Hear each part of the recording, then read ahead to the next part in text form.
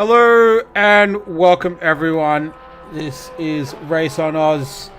It's the PC League. It's Monday night and we are set for the final round of Season 1 of 2023. It's round 9 and we are at the famous Spa circuit in Belgium to finish off what has been quite an entertaining season. So looking forward to this one tonight. We're going to be doing 2 hours. And we've got some championship points on the line and some positions still to be decided. So that will be interesting watching tonight, which is all going to kick off in about just a tick over 3.5 minutes.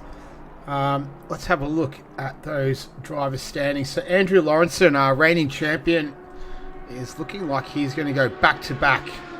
He's currently leading the championship on 632 points. He is ahead of Ethan Cale, who has put in quite the season, but unfortunately not quite there, and very stiff competition when it comes to Andrew Lawrenson. So I think, mathematically, I'm not too sure if he does have a chance tonight, but he's sitting in P2. Bruno Gallo, of all the races to miss, he finally broke the duck and he took out victory last week. So phenomenal effort from him to get his first race win of the season. He'd taken 4 podiums prior to that, 3 seconds and a third. So it's great to see him finally break through and get a victory last week. You got Terry Rayton, who came home in P3 last week, so he's had an extremely solid season. So that was his 3rd podium of the season. He's sitting in 4th right now, but only 7 points separates him and Bruno Gallo in P3. So the final podium step is yet to be decided, so we'll see how they go tonight. I do believe they're both in here at the moment in the server. Nando Latenzio, another driver who's had a solid season, sitting on 390 points there in 5th position. He too is only 7 points ahead of James Pierre Reid on 383. So P5 and 6 still up for grabs, as is P7. So Anthony Cesana only 2 points behind James Pierre Reid. So there's still the minor placings still all yet to be decided. And tonight we'll be all hinging on that. Paul Russell in P8 didn't have a great result last week. P20, that was his worst result of the season. So he sits there in P8. He's 16 points ahead of Neil Fakeney, who also had his worst result of the season, finishing in 17th position. So he's on 340 points in 9th. And in 10th, it's Peter Wall, 5 points behind Neil Fakeney on 335. He had a good result last week. He finished in P6, so we'll see how he goes this evening. In terms of the team standings, so Beyond Trophies, I've got it pretty much sewn up, 2,000 points even. They're sitting quite comfortably on top at the moment. Gamesman Racing Team in 2nd. They're only 45 points ahead of Selby Acoustics, so that 2nd place is still up for grabs. Pagnian Next Level in 4th position on 1,173 points. They're 40 ahead of Bruce Hale Racing that sit in P5 and 6th and last position, where unfortunately Ignition Controls Racing has been for the majority of the season. They are in 6th position on 1,051 points. Let's have a look at the circuit. I think it needs no introduction. It's 20 turns. It's over 7 kilometers long. This circuit has some of the most famous names in motorsport.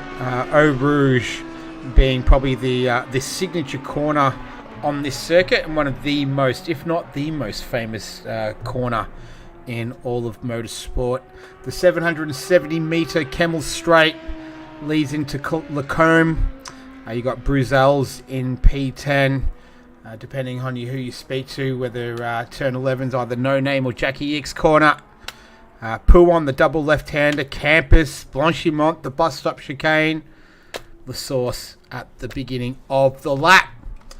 All right, let's have a look at what's happening out on circuit. So you can see Andrew Lawrenson took out P1.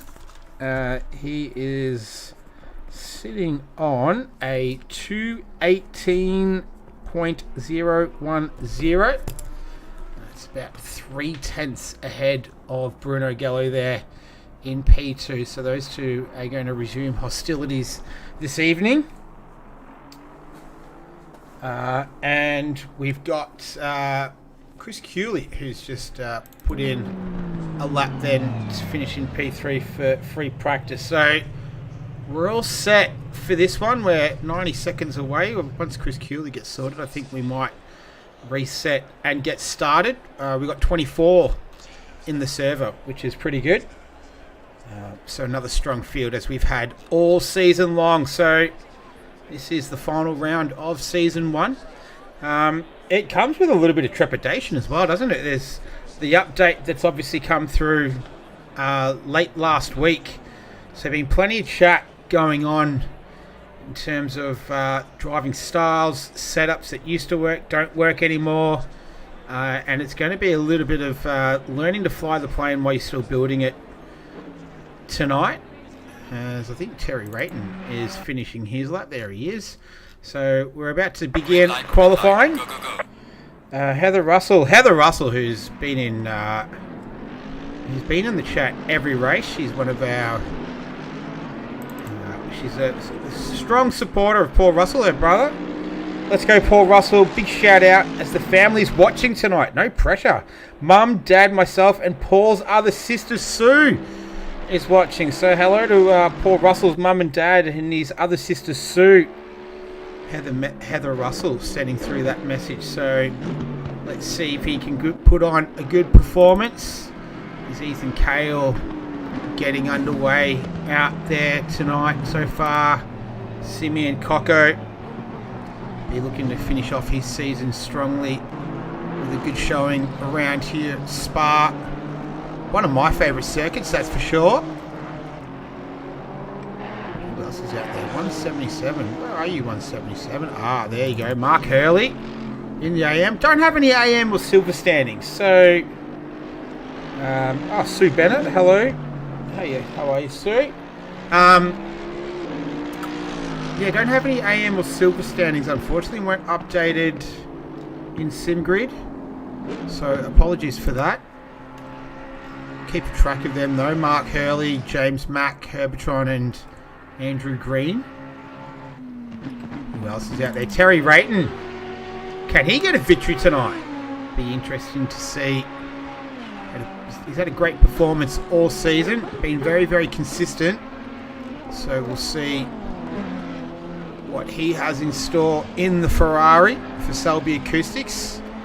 Those championship points will definitely come in handy. Here's Neil Fateney in the Lamborghini. We've got 3 in the field this evening.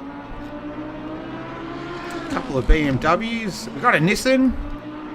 And I think we've only got 1 Porsche as well. I dare say that will be different next season after the update and the very nice looking new Porsches that have come through. We've got this season to finish off first. It's James Mack making his way around now as well. So we'll get to Ethan Cale. There he is. So he's going to begin a lap. Well, he has begun a lap of Spa up through Eau Rouge. A little bit of understeer through there. And he's invalidated his lap already. Alright, so who is the next one out there? I think Marcus Van Vliet was. He's on a valid lap, making his way up the Kemble Straight. Got James Pierre Reid just giving him a little bit of a tow. Pulls out of the way. Nice driving, James Pierre Reid. Music Racer. Let's see if the new update shakes up the order. Yeah, it will be very interesting to see tonight. Been a lot of... whoa, who is that? That was a Lamborghini. That was... this guy. Shinobu Oshino. I hope I pronounced that correctly. I apologise if I haven't. On debut last week, P9. So, not a great start so far for him, but welcome. Not too sure if he's a returning regular or not, but yeah, P9, top 10 on debut last week, which is a really great effort. So Marcus Van Vliet, he had a strong showing last week as well. P5, sitting in 12th in the championship. Let's see what he can do. He had a good showing a couple of rounds ago. Finished P4. The truck escapes me for now. I think it might have been the Nürburgring. Had a good battle with Ethan Cale there towards the end, making his way through Paul Frere. Paul Frere, I think it's called. Now through Blanchimont, the left-hander. Flat out through here. You can hear that big Mercedes engine humming beautifully. Puts on the anchors. Just climb all over the curbs here. Just avoiding that sausage curb on the inside. He's going to set a time. And he goes a 2 minute 20 flat. John Stockton will come through in the Aston Martin. Who's that getting a little bit agricultural out of there? It's one of the McLarens. Who else do we have coming through? Chris Cooley was quite, I think, P3 in free practice. He goes up into P2. Andrew Lawrenson is currently sitting on pole position. I didn't quite grab that. What about last week's race winner, Bruno Gallo? He's making his way through the bus stop. Merc seems to be the new OP car of the current cars. That's Music Racer giving us some input there. So Bruno Gallo moves up into P2. What about Terry Rayton? He's looking to try and snag P3 in the championship here. Got 9.5 minutes left in this qualifying session. It's Andrew Lawrenson, a very familiar name, up at the top of the times. Gallo, Cooley, Frost, Van Vliet, Hildebrand, Wall, Hurley, Masterston, Stockton, Rayton. Where are you going to filter out? This will be his first time lap. It's all valid right now. And he invalidated right at the very last second. So it's a long way to go to get that far and invalidate your lap. James Mack, he's on a valid lap right now.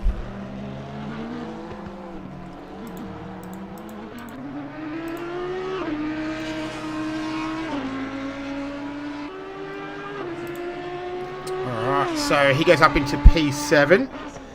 Nice work from him. What about Andrew Lawrenson? He's up on his best time, a 2:18.355. He's about 3/10 up on his best time, so we'll follow him through all the way to the end.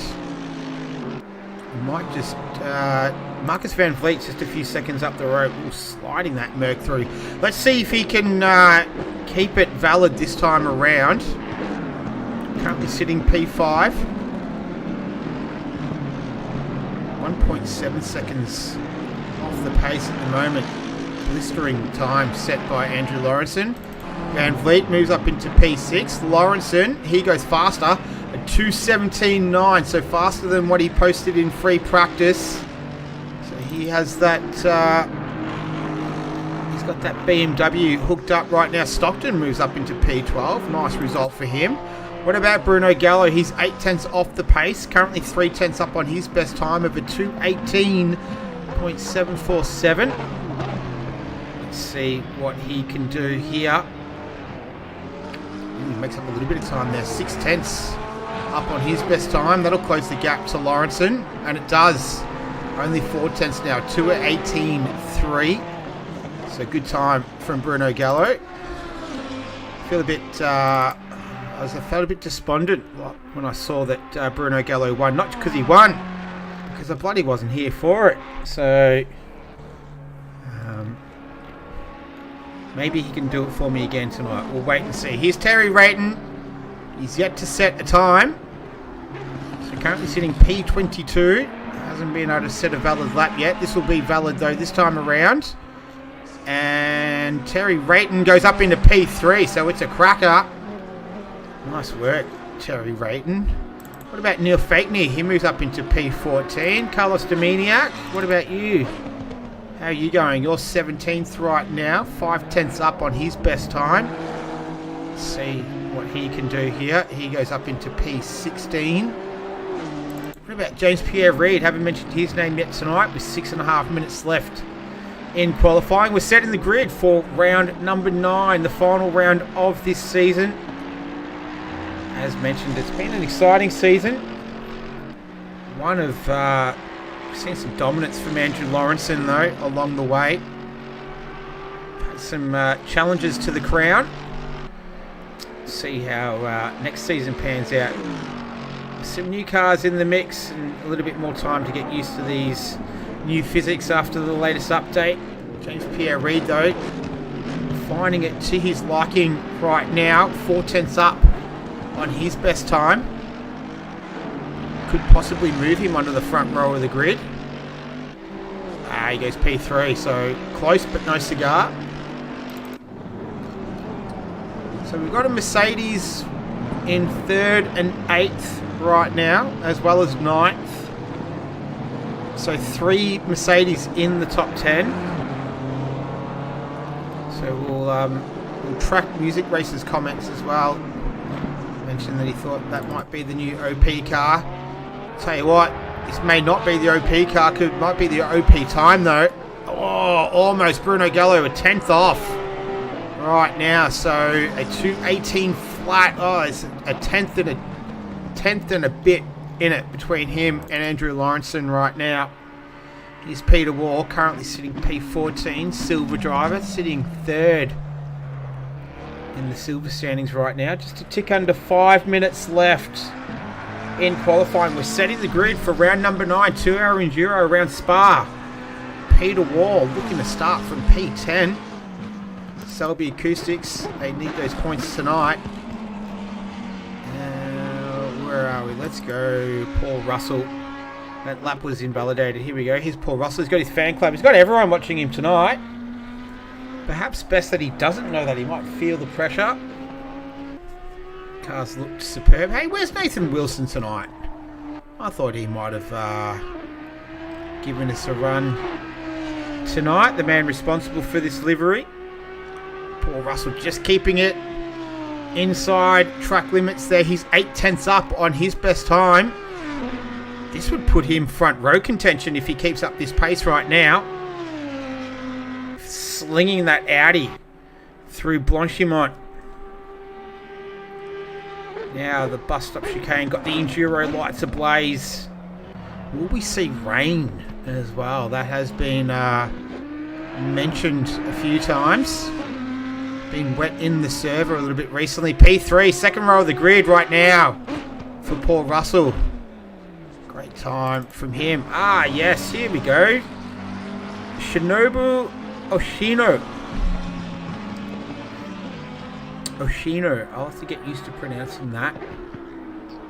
In the Lamborghini right now. He's invalidated his lap. He was 8/10 up as well, so he will be disappointed with that. What about John Stockton? Good enough for P19. Simeon Coco. He's down on his best time. Looking for some more green out there at the moment with a tick under 3 minutes left. Yeah, I'm not going to hold you to it, Music Racer. I'm not going to hold you to it. It's all good. Your input is always welcome though and valid, so feel free. As we're watching Marcus Van Fleet now down the hill. Downhill, tricky braking zone. This one into Bruzel's, the right-hander. Need to have a lot of patience on the throttle. Don't want to overdrive the car through there. Now through turn 11, you can run it nice and wide. Then one of my favourite parts of the circuit, pull on, double left-hander. Yeah, getting right on the curbs there. Merck just sticking to the road with that big heavy front end.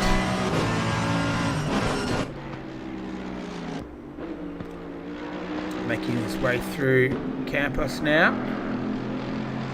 Almost towards the end of the twisty, trickier technical part of the circuit. And that's a pretty solid blast all the way to the end. He's almost 2/10 up on his best time. That might crack him for P7, where Matt Frost in the 666 Ferrari is currently sitting. with 90 seconds left to set the grid for the 2 hours of Spa. Round 9, Season 1, 2023. This is Race on Oz. This is the PC League. Healthy grid, 26 cars. So awesome effort. Anzac Day tomorrow, so you can stay up late tonight, not a school night. Van Vliet, does he improve? Not enough. So he does remain in P8 for now. Lawrenson's out there on a lap, but he is down on his best time.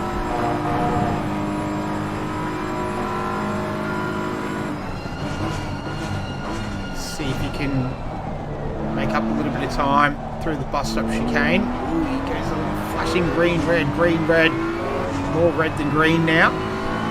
2:17.952 is his best time. Does not achieve that on this trip around. What about Bruno Gallo though? He was almost a 10th up. That would snag him pretty close to getting pole position, as we are in the dying seconds of this qualifying session. We're watching Bruno Gallo as we go on board with him. Currently down on his best time, so this will be his last crack at it. Needs to make up a bit of time through the bus stop. Made up a little bit of time, but it's not going to be enough. P3, it looks like, will be his starting position. P2, sorry. P2. My mistake. I'm downgrading you there, Bruno. My apologies. Here's Neil Fakeney, one of the next drivers around, as the clock's gone 000. So we will count down. A handful of cars still out on the circuit. Fakeney, 4/10 up on his best time. That might be enough to jump up into P15. Oh, he does lose a little bit of time there through the bus stop chicane, so that is where he will remain for now. Car 424, that's Marcus Van Vliet. He's down on his best time, so P8 might be all he can manage unless he can pull out a bit of time here at the bus stop. Keeps the lap valid.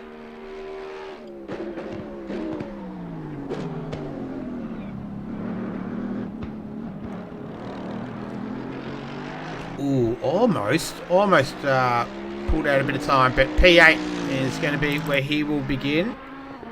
Ooh, car number 2, sorry, that's Nando Latanzio. You get him as he crosses the line. P6, nice work, Nando Latanzio. He's had a great season. What about this man here, Ethan Cale? Currently sitting P2 in the championship, 7/10 up on his best time. He goes into P6, nice work to pull it out at the last moment there. 121, where are you? Oh, I can't find you. 85. There you are. Terry Rayton. Ooh, was almost a 10th up. Is a 10th up. Don't know if that's going to be enough to move him up into the second row of the grid. It's not. So he will start from P5. And Peter Wall, he is 1.5 tenths up right now. He's coming up to the bus stop in that beautifully presented McLaren for Selby Acoustics. And he will cross the line, and he remains in P11. And I think that is everyone. So once again, congratulations, Andrew Lawrenson. A 2-minute 17.952 pole position. Well done, Andrew Lawrenson. That's been a regular feat for him. Bruno Gallo in second. They're only a 10.5 behind, as well as Paul Russell. So it's pretty tight across the top 3 there. James Pierre-Reid, a really solid result for him to finish the season. Terry Rayton, Ethan Cale, Latanzio, Cooley, Frost, Van Vliet, and the rest of the grids, all 26 of them. That's where they stand right now. We'll take a little break, and we'll be back very, very shortly. Be back in a couple of minutes. So sit tight, grab a drink, maybe something to eat, maybe a biscuit or something. And yeah, we'll be back in 2 minutes.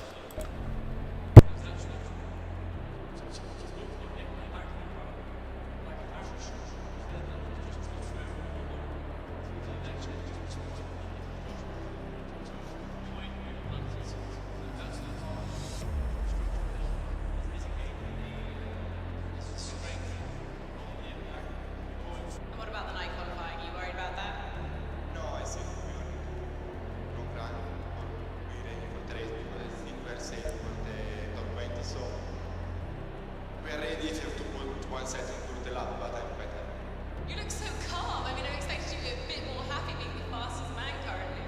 Because it was 1 hour ago already, so now I'm calm. It's good, but it's 24-hour race. And how important is qualifying to you in a 24-hour race? I mean, it's not really important because it's 24 hours also. If you can start with 40, you can win, but it's important for the first 3-4 hours to be out of the mess, so I mean, it's quite important, and it's always nice to be in front of everyone. All good so far. Let's see you keep it up. Thank you. So you're currently P15. Do you think you can go faster than like qualifying? I think you can. First shot we did was okay, but we had a little bit of traffic and could have been better. But changed the car for the second.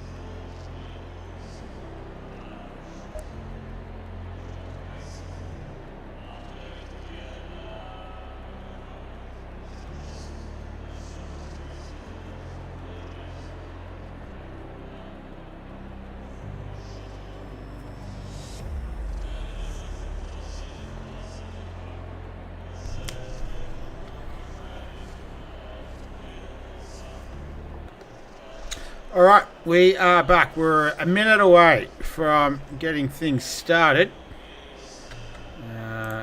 Let's maybe just go for a bit of a grid walk, eh? Let's get out of here.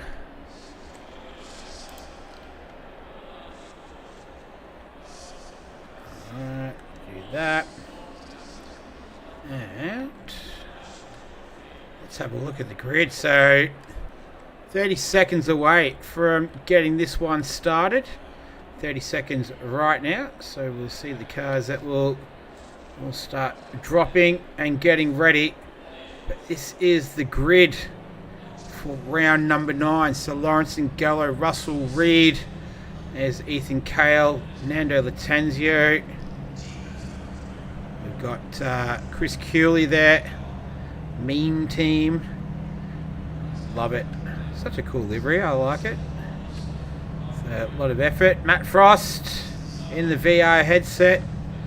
We got Marcus Van Vliet there, Peter Wall. Also got Anthony Cesana. Keep an eye on this man tonight. Oshino. Who else is in there? Hildebrandt, John Stockton, Mark Hurley up here. Let's see how Huddy goes this evening as well, as they're all making their way off the finish line, and they're all going to file away. And it's a relatively long warm-up lap. It's 7 kilometres. They're going up through Eau Rouge, and at the top there, Radion. Infamous turn here up the Kemmel Straight. 770 metres, so it's a tricky distance, 770 metres. But no doubt we'll see plenty of overtaking along here tonight. Will there be plenty of drafting implemented? We can see that the weather is beautiful. Track temperature is 40 degrees. Air temperature 31. Track is green. Ooh, it is green. We got sunshine. We got 3 symbols of sunshine. So no rain on the radar as of yet, but it's a 2-hour race. It's a multiplier of 2. Weather randomness is set to 4 as well. Ambient set to 27.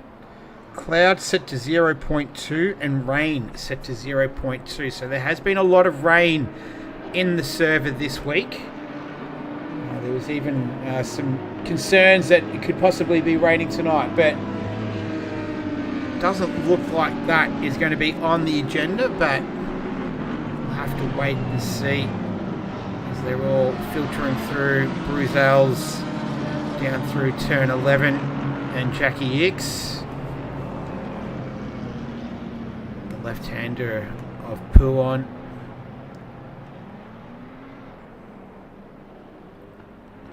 Where are they all? There they are.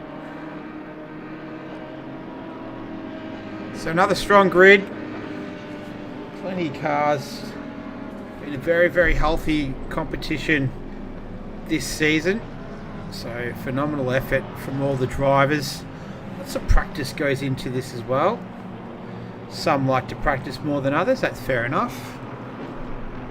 I'd like to think I'm a bit of an arrive and drive kind of racer, if you like. Prefer to race more than practice, but each to their own. So here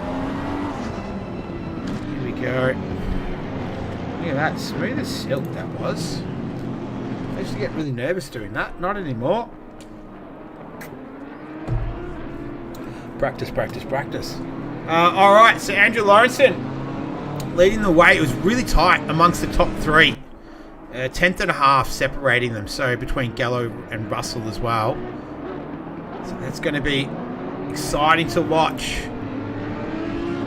as they are all forming their way up. Coming through Blanchimont now. There's Dylan Powell just towards the rear there. Paul Huddy is in there. Carlos Dominiak. John Stockton. Yeah, and this man here, Shinobu Oshino. Looking forward to seeing him race this evening. And they're all bunching up towards the front as they make their way towards the bus stop. Lawrenson and Gallo on the front row. Russell and Reed. We've still got a little while to go. I've fallen for this trick before. It's because it's a GT race. This is where the F1s would start. We're going to start in the GT start-finish line, which is down the hill towards Eau Rouge. So all forming up nicely though. Nice tidy side by side. See if they can keep it as they go through the source. Nerves will start to rise a little bit more. Heart rate goes a little bit quicker. And then it's that. Just get through the first lap. Get through the first couple of turns. Clean. Green light. There it is. Got the green light. Looks like Gallo got a good jump. So did Russell. James Pierre-Reid in there. Ethan Cale. Terry Rayton as they file through Eau Rouge. Looks like everyone has managed to make it through all right there. Beautiful stuff. Saw a little bit of a puff of dust. Oh, okay, I've got yellow everywhere. What is there's been a huge crash. Oh no, that is humongous. Let's go to the what's happened. This is the replay. Just trying to pick it up here because the Helicam didn't do a very good job of it. I'm trying to see what happened. That is absolutely useless camera angle. And I didn't pick up anything that happened there. I think Ethan Cale was involved in there. He's out. That's it for him. Frost is out. Hildebrandt is out. We've lost 3 drivers within the first 2 turns. Dylan Powell, Green as well. So disastrous start for those guys. And that helicopter cam was not great for the camera angle. 3 drivers gone. Cale, Hildebrandt, and one other one in there as well. Mark Hurley has a bit of damage. Oh, that rear wing does not look good. That is not how you want to start a 2-hour enduro at all. So Lawrenson leading the field. Russell, Gallo, he's got Rayton right on his hammer. James Pierre-Reid, Lando Latenzio has had a great start. Chris Cooley just hanging in there in the Aston Martin. And it's 3 Lamborghinis, Oshino, Fakeney and Wall. That's your top 10 right now. James Mack leading the way for the AM division. Latenzio for silver as Pierre-Reid. Does he run a little bit deep? He does. Able to gather it up and get going again as they complete the first lap of this one. And yeah, the trusted drivers panel have a little bit of work to do. They look closely at the first lap incidents Anything after that is generally up to the person to submit. But yeah, they'll definitely be taking a very close look at that. I'll pick nothing up on the stream, unfortunately. Oh, John Stockton, what's happened to him? He's gotten going again. That's at La Source. So he looks like he's alright now. Paul Russell giving chase. So he's lost a spot to Bruno Gallo. So sitting in P3 right now. So Lawrence and Gallo, Russell, Terry Rayton all over the back of Russell right now. Down through the gears, down into first there at Bruzel's. Short shift up into second, minimise the wheel spin. And away he goes. Van Vliet as well, putting the move on Cesana. So he moves up into P11. Nice work from him. What about Fakeney now? He's got Ashino. Fighting the understeer there through the double left-hander of Puwan. Quite a common occurrence through there. This is Lamborghini versus Lamborghini. They got a McLaren hunting them down, and then another Lamborghini. So it's Lamborghini 8, 9 and 12 right now. No, it should be 11. What is going on with my timing screen right now? It's just a little bit mixed up at the moment, so hopefully that sorts itself out. Plenty of cars in the pits. Dominiak, Hurley, Green, Kale and Hildebrand. I think Kale actually teleported there earlier on, so he might be terminal, unfortunately, at this stage. Back to Terry Rayton, the lead out in front. This is Andrew Lawrenson. It's about 2 seconds, the gap between he and Bruno Gallo. Paul Russell, Terry Rayton and Nando Latenzio. That's a lot tighter bunching. So we'll keep an eye on that. What about Anthony Cesana? Yeah, he's working his way through as well.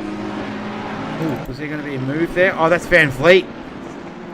Putting the move on at La Source.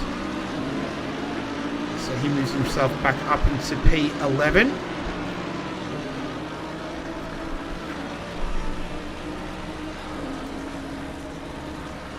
Yeah, that will sort itself out on the timing screen. Alright, where else do we have? Peter Wall.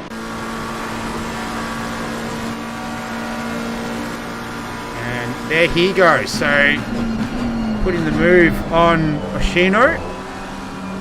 He moves himself up into P8.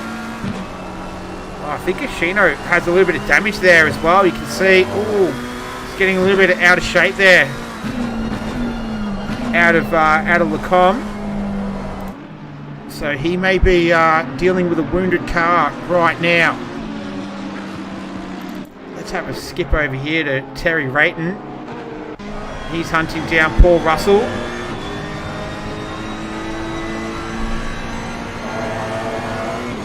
So the gap, 3.2 seconds between Lawrenson and Gallo. That's what it says on my screen. Oh, we're at 3 now. So just having a look down through the rest of the field. Got a little bit of action between Van Vliet. Ah, that's right. It was doing that. So Van Vliet is up 1. There we go. My race. There we go. I was on the wrong screen. Beautiful. Oh, John Stockton. What happened, John Stockton? That's out of campus, I think. Let's go and have a quick look and see what happened to him here as we go on board with him. The replay.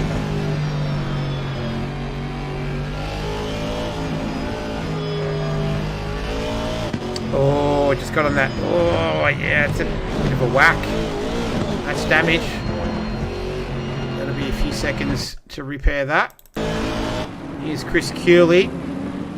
Oh, Oshino is moved past Van Vliet.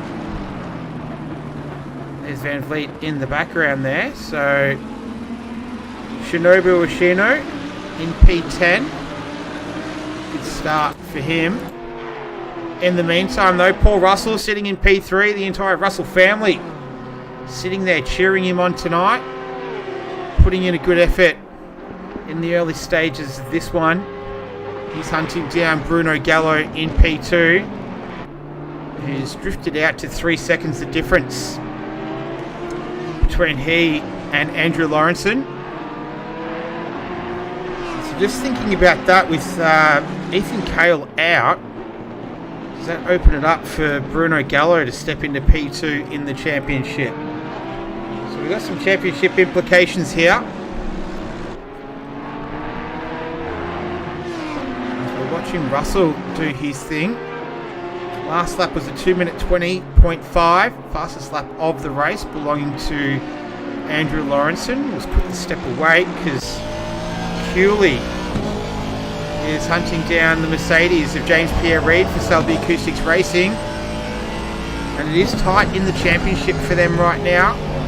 They're sitting P4 and P6. So a good start for them. With another driver in the top 10, Peter Wall, as Van Vliet and Oshino going at it. This is a nice little battle here.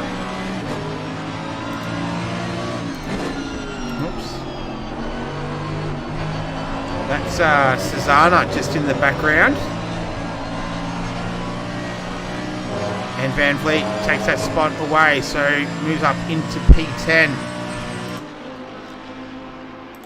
Oh, Cooley putting the move on James Pierre-Reid at the bus stop.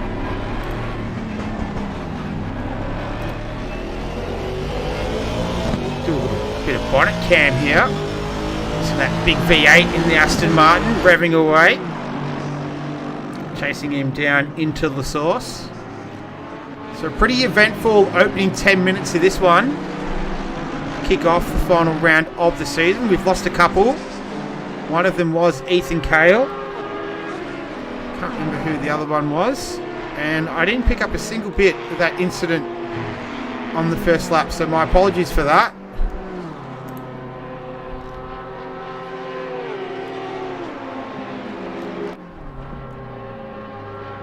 There's Terry Rayton coming down the Kemmel Straight.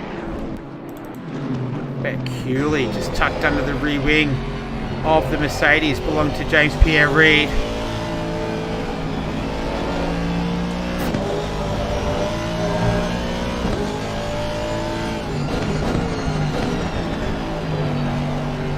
He's got Nando Latanzio just up ahead of him as well. So a little three-way battle going on here for 5, 6 and 7. The gap out in front's at 3.3 seconds between Lawrenson and Gallo. So we'll keep an eye on that as well for you. But this is where the action is on the circuit.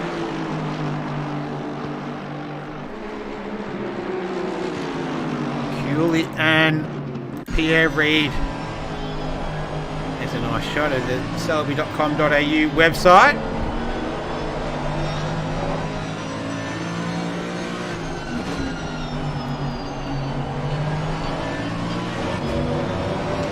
Be an interesting battle between these two. Cesana as well, he's right under the rear wing of Oshino, so a couple of Lamborghinis doing battle.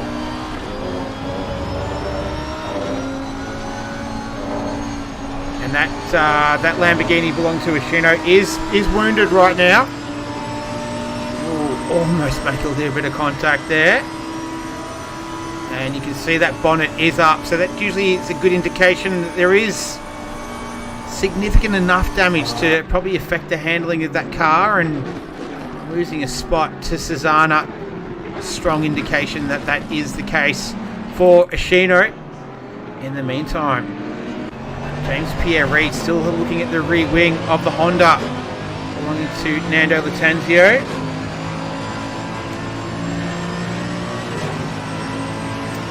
Music Racer just letting us know tyre management seems to be a big part of 1.9, so hopefully that adds some interest too. Yeah, there's been a lot of talk about that. I think fuel saving around here is going to be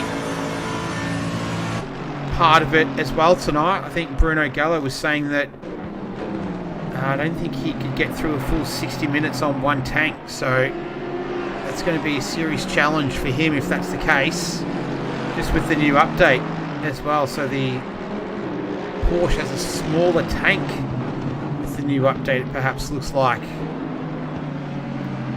As these three continue to scrap it out, Terry Rayton just making up a little bit of ground now on Paul Russell, as Van Vliet looking to get the move done around the outside at Bruzel's on Fakeney, and not quite, so he will remain in P10 for now. I'm quite interested in this battle right here though. Rayton and Russell, last lap around, Russell did a 21.127, 2/10 faster in fact than Rayton, so we'll see if Rayton can make up any ground. He does have the speed advantage by 2 kilometres. So in the speed trap, 264. No, actually Russell does, sorry, my mistake.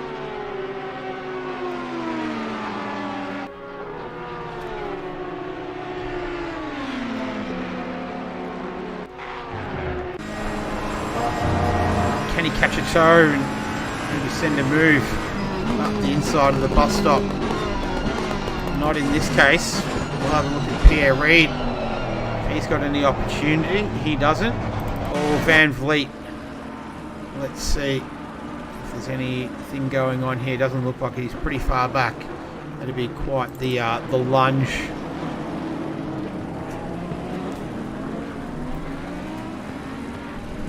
In the meantime, we're watching Pierre Reid, Lattanzio, Pierre Reid and Cooley continue to go at it. So Lattanzio did a 21.6 flat. Pierre Reid did a 6.17. As Van Vliet looks like he's got his man. He does. So he does eventually take that position away from Neil Fakeney. He moves himself up into P9 now, Marcus Van Vliet. Perhaps not over. Got a little bit of damage there on the rear wing, so might have been caught up in that lap 1 incident on the Kemmel Straight. That Lamborghini's got a fair bit of toe in it. And Van Vliet able to fend him off for now. Anthony Susanna there, just lurking in the background. It looks like Van Vliet's got that move done for now. Let's get back across to these guys. These three been together for a little bit now. Lattanzio, Reid and Cooley, three very experienced campaigners going at it. So Lattanzio representing the silver drivers, currently head of class. Music racer, the Audis are rocking in a straight line. Yes, it is. Experienced that yesterday. In fact, 4-hour enduro around Paul Ricard with the long back straight up there. Held itself quite high regard. Pierre Reid though, trying to fend off Cooley at the moment, who was about a 10th quicker on the last lap. Seeing a lot of red as well. So we'll just note that. Obviously track limits might come into play later on in this one. Just bringing it up for, we can refer back to it later on if we do see any track limit issues coming up here. Saw plenty of that yesterday at the new Valencia track. Turn 12 looks like it's a doozy. But yeah, track limits was quite an issue yesterday in the Pan Am. Just a casual 60 minutes around Valencia. But it looks like it's a fun circuit, so hopefully that's included in the next championship season for Ruse. Season 2 for the year. James Mack. I think Ashino, yeah, he's called enough. So he's decided he's going to pit now. So that car was wounded. He's bringing that in. Terry Rayton. He's not wounded. He's hunting down Paul Russell. This is in 3rd and 4th. Interestingly enough, that gap out in front between Lawrenson and Gallo has stabilised. So it's about 3.4 seconds at the moment. Pierre Reid. Oh no, he's gone around. That's at Lacombe. Let's see how that came about. So he's got Latenzio in front of him. Brakes late. Oh, I think he's outbroken himself. Gets a little bit squirrely there. And oh, was that a little bit of contact there from Cooley? And was enough to upset the rear of that. And Pierre Reid, round he went. So he drops down into 7th there. And that does rob us of that. That was a good little three-way battle between those drivers, Latenzio, Cooley and Reid. So we'll see if they're able to regroup. In the meantime, we'll stick with Terry Rayton. So last lap around a 2-minute 20.9 to Russell. And 2:20.8 to Rayton. So a 10th faster.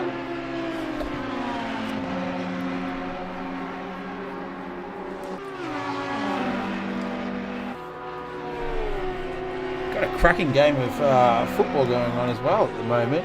If you're that way inclined. Oh, Chris Cooley. What's happened, Chris Cooley? Why are you going so slow? Is he redressing Pierre Reid?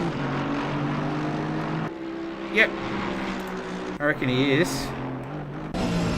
Go aboard with him. Yep. And we should see Pierre Reid make his way on the rear of the rear wing here. That very multicoloured. There he is. And away he goes. So just redressing. Good driving from Chris Cooley. The trusted drivers panel looked very favourably on redressing. There's been many a report this season where the note has been put at the bottom. If this incident was redressed, it would have been given a less severe penalty. And that's really good driving from Chris Cooley. So good sportsmanship. Great to see. And that's what you like to see in league racing in general as well. So tip of the cap to you, Chris Cooley. Good job. Terry Rayton, in the meantime, he's continuing to just chip away at Paul Russell. It's 3/10 between them right now. 2:20.775 on that last lap to Russell. It's about a 10th quicker than Rayton. So these two just going back and forth right now. Gap is starting to drift out a little bit further now. Neil Fakeney. Oh no, he's gone around. That's at Lacombe as well. Let's see what happened there. That's Cesana behind him. Or has he just got on the ripple strip there? Oh, a little bit. Yeah, and just upset the back of the car. And around he went. So looks like that was unfortunately self-inflicted. As we go back to Rayton now. All over the back of Paul Russell. This is high pressure racing. Oh, did Russell just get a little bit loose coming out of Paul Ferrer? Oh, it's a drag race. Look at this, side by side. Great stuff. Terry Rayton able to get through there, so he had a better run out of there. And the Ferrari able to wind itself up and get past. Oh, Simeon Coco, what's happened to you? Oh no, what is happening to you? Oh, and that's a almost a slow motion spin. Let's see what happened here. This is at that's at Pouon, yeah. And yeah, it looks like that back end just wanted to continue to step out. He hit the wall. He's hit the wall again. And round he goes. So that's where he ended up. Van Vliet, he's hunting down Peter Wall. And now Paul Russell is going to be the one who's going to try and pour the pressure on Terry Rayton, who's moved up into P3. So some good points right now. Right. So on Cooley's stream, it looked like the Merc warped into his way. Gotcha. Okay, cool. Thank you, 1NE Triple T. I don't know how to pronounce that, but thank you. That's good input. So that gives us a bit of an idea of what happened between Cooley and James Pierre Reid earlier on. Stuck across to Van Vliet. The car's got some battle scars on it already in the opening 22 minutes of this.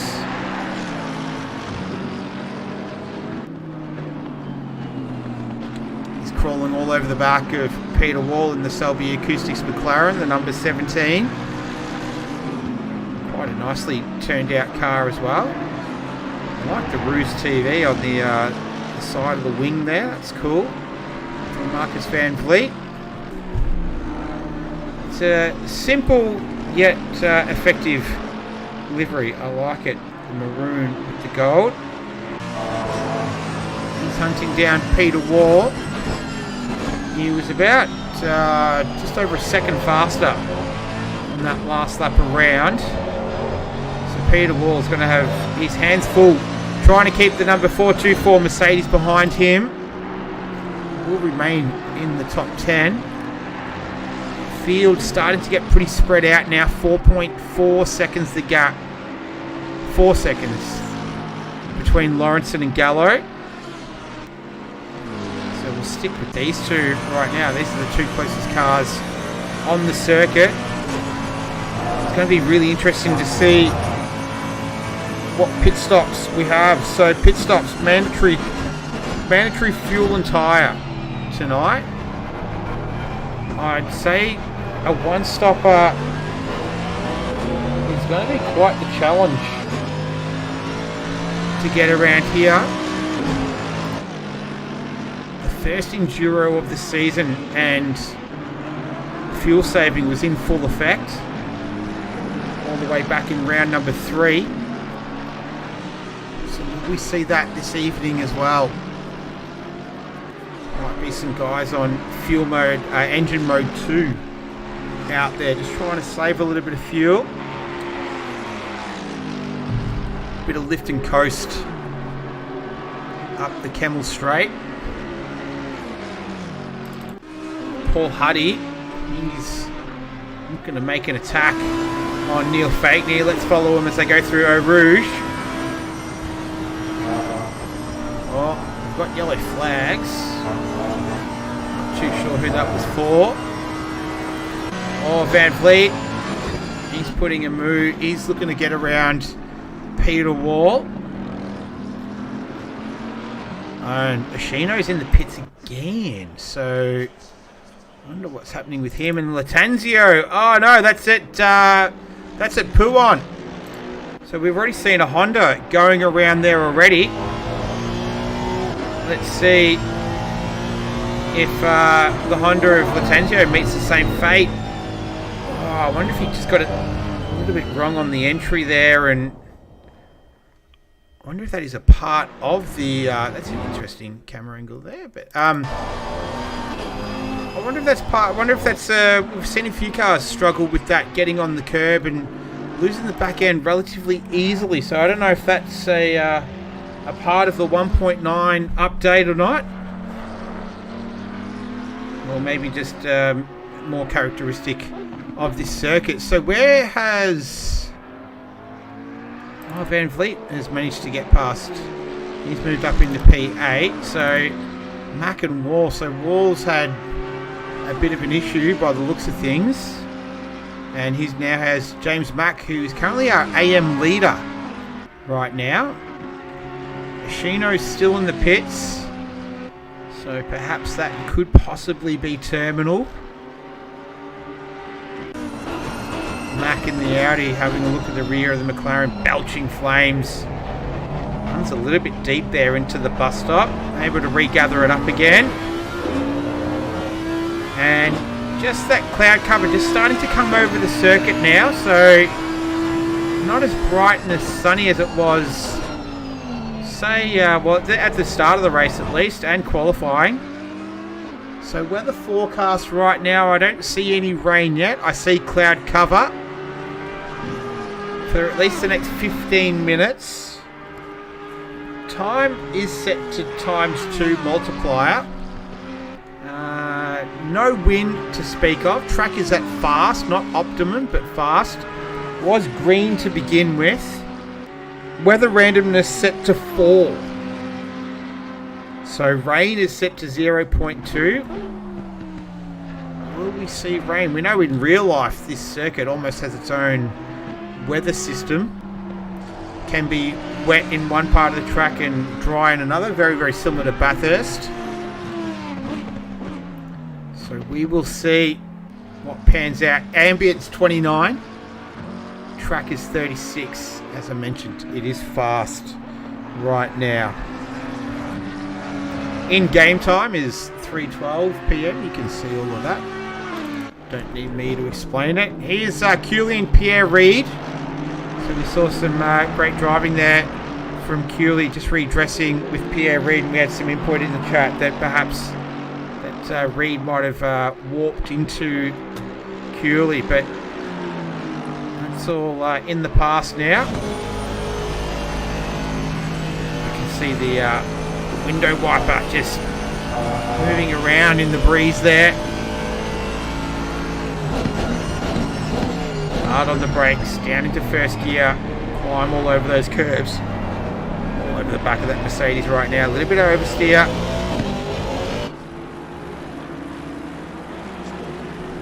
And Pierre Reid does a 21.290. Cooley does a 20.4. So significant advantage to the Aston Martin 999 on that lap around. Last lap from this man here. By himself, have a look at him. So Andrew Lawrenson, a 220.467 was his last lap of the race. The best lap is a 220.147, so 0.3 off his best lap of the race. But yeah, this is where he stands right now. Let's get back to Cooley. Oh, all over the back. This is where they made contact earlier, a few laps ago. What about Van Vliet? He's all over the back of Nando Latanzio, who had that a little issue. So Van Vliet moving his way up the standings quite nicely. I'll just alternate between these two. It's 0.3 the difference between Cooley and Reid and Van Vliet and Latanzio. So that's in 5th, 6th, 7th and 8th right now. It's Lawrenson who has led the first quarter of this one. 30 minutes down. And it's Lawrenson, 4.9 seconds, 5 seconds now between Gallo. Further 5.3 seconds back is Terry Rayton. Then Paul Russell and James Pierre Reid. That's your top 5. Then Cooley, Latanzio, Van Vliet, Cesana and Wall. That rounds out your top 10. We've got 21. We've lost 5. Lost a few at the beginning, unfortunately. But hopefully it's as low as we go. I think Oshino is one of those. And then there was a few others as well. So it happens. And yeah, you don't want to be trundling around for 2 hours by yourself. There's better things to do on a Monday night. Van Vliet, I reckon he'll be enjoying himself right now.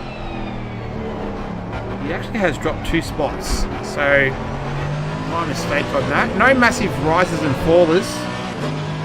Paul Russell and Pierre Reid have moved up 1. Everyone else has either stayed to where they are or has dropped a spot. So no big rises and fallers to talk of. So we'll stick with what we can see on the screen.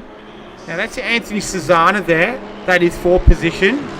So he's sitting in P9 for the Beyond Trophies Racing Lamborghini. Silver driver. He's currently in P2 in class. 3rd is Peter Wall. And James Mack leading the way for AM as Van Vliet putting the move on Nando Latanzio up the Kemmel Straight. He's able to pull it up in time to send it through the com, and he takes that position away. So he is now the owner of P number 7. Got a bit of work to do to catch this man here. About almost 10 seconds the gap between Cooley and Van Vliet. Not the case right now between Cooley and Pierre Reid. Less than half a second between the Team Meme driver and the Selby Acoustics driver. Chris Cooley is allocated to Ignition Controls Racing. So don't be swayed by the Team Meme. Down the bottom right-hand corner there. Here we go. Doesn't drive like a meme, that's for sure, Chris Cooley. So Pierre Reid can prove quite the challenge to get past as well. We've seen him in lots of battles throughout the last couple of seasons. Tough customer to get past. Races hard, but races fair. So does Cooley. You saw an example of that earlier on where he did redress what happened and looking to make a move in the bus stop there. Nothing doing right now. He'll continue this battle down into the source. Who's that up ahead of them? That looks like it was a Honda. I think it's Carlos Dominiak. Yeah, it is. So you can see these guys in the background. This is going to be Aston Martin versus Mercedes. They go down the hill, past the pits.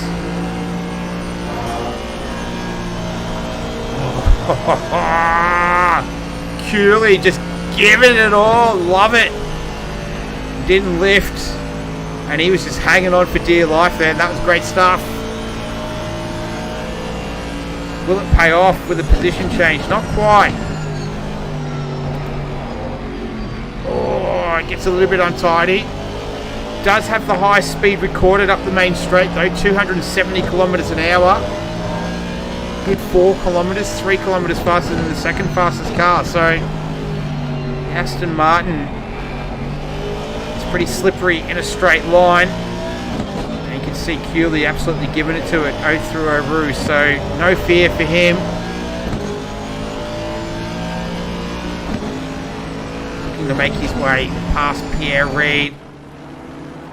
Just perhaps struggling with the dirty air in the aero there. Washing off the Mercedes in front. Just making that job a little bit more difficult. And here we go. We've got a weather forecast from 1NETT. Rain in 15 minutes. Whew, baby. Track is at optimum right now as well. So these drivers are going to have to enjoy it while it lasts.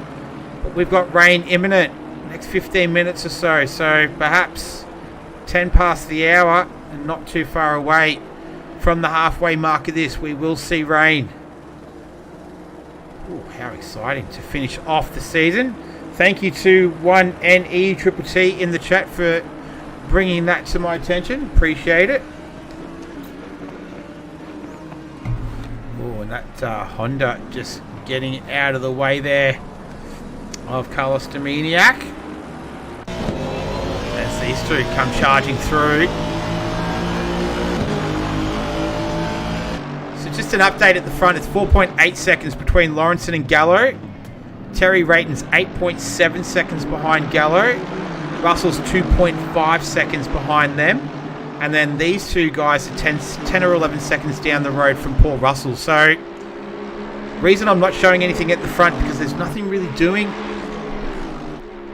It's all pretty big gaps as Cooley sending it again through the top of Eau Rouge at Raidillon. Don't want to push your luck too much through there though. That will bite, and it bites pretty hard.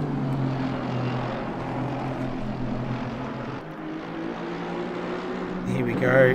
Cooley all over the back of Pierre Reid. Pierre Reid though just soaking up all of that pressure.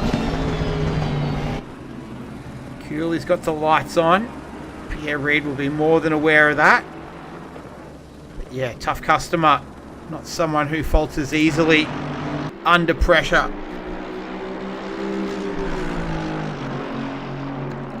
Just having a look a little bit further down the list there. Masterson and Stockton going at it in P14 and 15. But remainder of the field pretty well spread out. That can happen around here. So Cooley looking to go around the outside.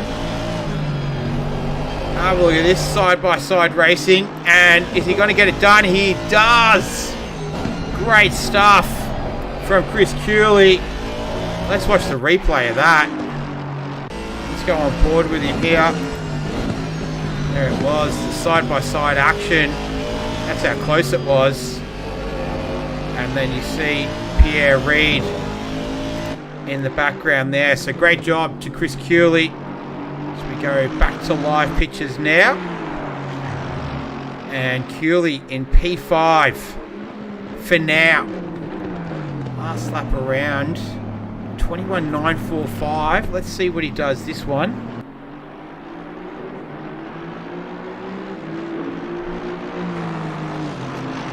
He does a 21.075. Pierre Reid does a 22.145. So giving you a bit of an idea.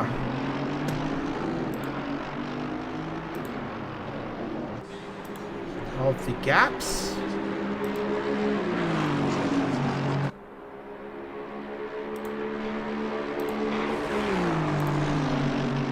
Let's see what Cooley can do with a little bit of fresh air ahead of him.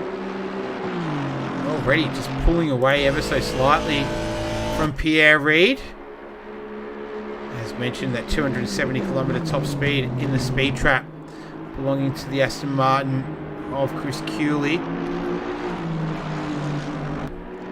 So this is one of the closest battles on track. This is another one, Anthony Cesana.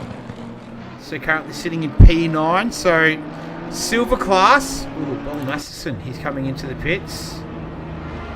I wonder if rain is going to come. So it's changed to the cloud with a bit of sun icon. So let's see if it does eventuate. If anything, seems like it's gotten a little bit sunnier as well. So it was looking overcast earlier, but yeah, not too sure. Have to wait and see. The track is optimum conditions, 29 ambient, 36 degrees air track temperature, 0 wind to speak of as well. So just have to wait and see if it does end up eventuating. So Terry Rayton in P3. He's hunting down Bruno Gallo in the championship. Only 7 points separates those two. So I think it's pretty simple. If Rayton finishes ahead of Gallo, he'll take in P3 in the championship. Nando Latenzio and James Pierre Reid, they're battling it out for 5th and 6th. So right now, Latenzio looks like he would be losing that spot to Pierre Reid. Long way still to go, 40 minutes only accumulated of the 120, so a third race distance.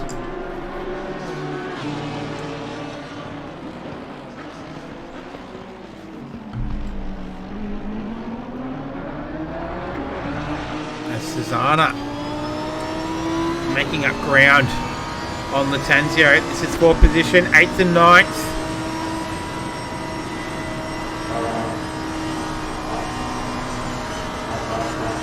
Loving it. These guys absolutely sending it through Eau Rouge.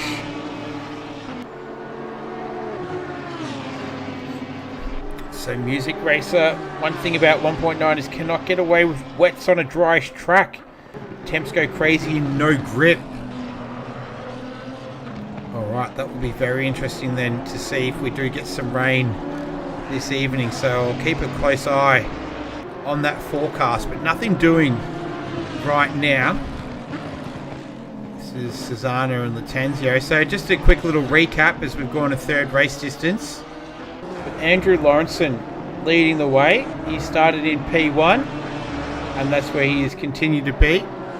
Bruno Gallo sitting there in second, so 5.8 seconds the gap between Gallo and Lawrenson, 9.7 seconds between Gallo and Rayton, 3.2 seconds between Russell and Rayton in 4th, Cooley's a further 9 seconds back in 5th, James Pierre Reid's 2.5 seconds behind him in 6th, Van Vliet 7.5 seconds away from Pierre Reid in 7th, and they got 8th and 9th. Latenzio and Cesana, they're nice and close.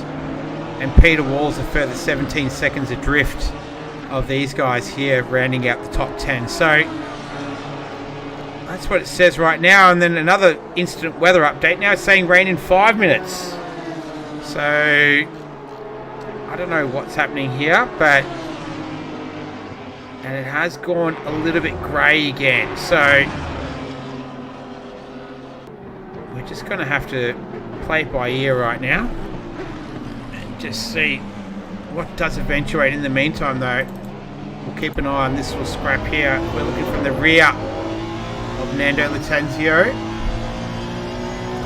Having a look at lap times as well. Only 3 drivers lapping in the 220s. That's the top 3. Lawrence and Gallo and Rayton. All have clean air as well. So they're able to just keep on pushing. And by the looks of things... Yeah, now it's gone overcast again. Now it is saying rain in 5 minutes. Looks like it's just showers. And then 15 minutes later, just cloud cover. So I think we're going to put the Music Racers hypothesis to the test here. If we do start to see some precipitation, are these guys going to just stay out? Or who's going to take tyres not too far away from the halfway mark as well? So it's going to come at a very tricky time. You can see that Honda has already picked up a lot of dirt and grime in the opening 44 odd minutes of this one. It's a good little scrap though. This is for P1 and 2 in the silver class as well, as they make their way through some lap traffic.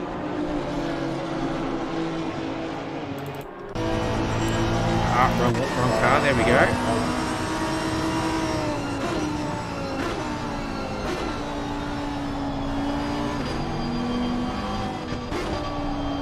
Just on board with Susanna. And you can see on your screen that the cloud has definitely rolled in. Don't see any drops of rain as of yet. Going off the forecast, it is imminent.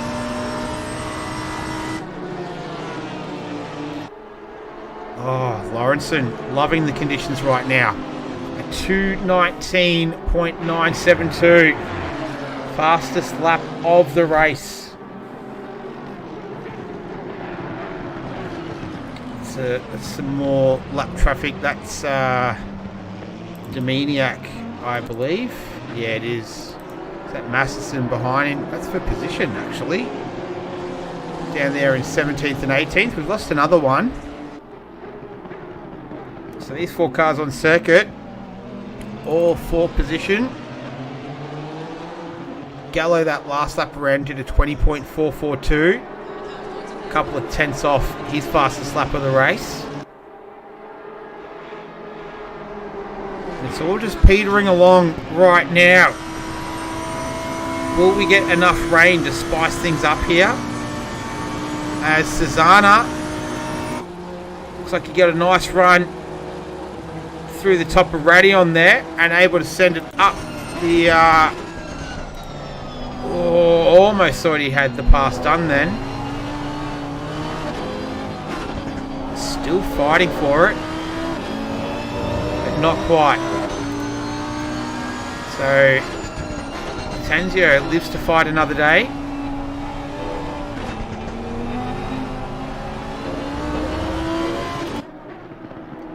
Go down through turn 11, no name.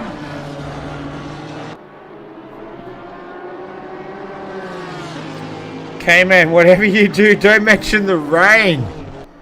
Yes. Might have flashbacks from last night. Sterling effort, a great drive from K-Man. We did a 4-hour Enduro around Paul Ricard.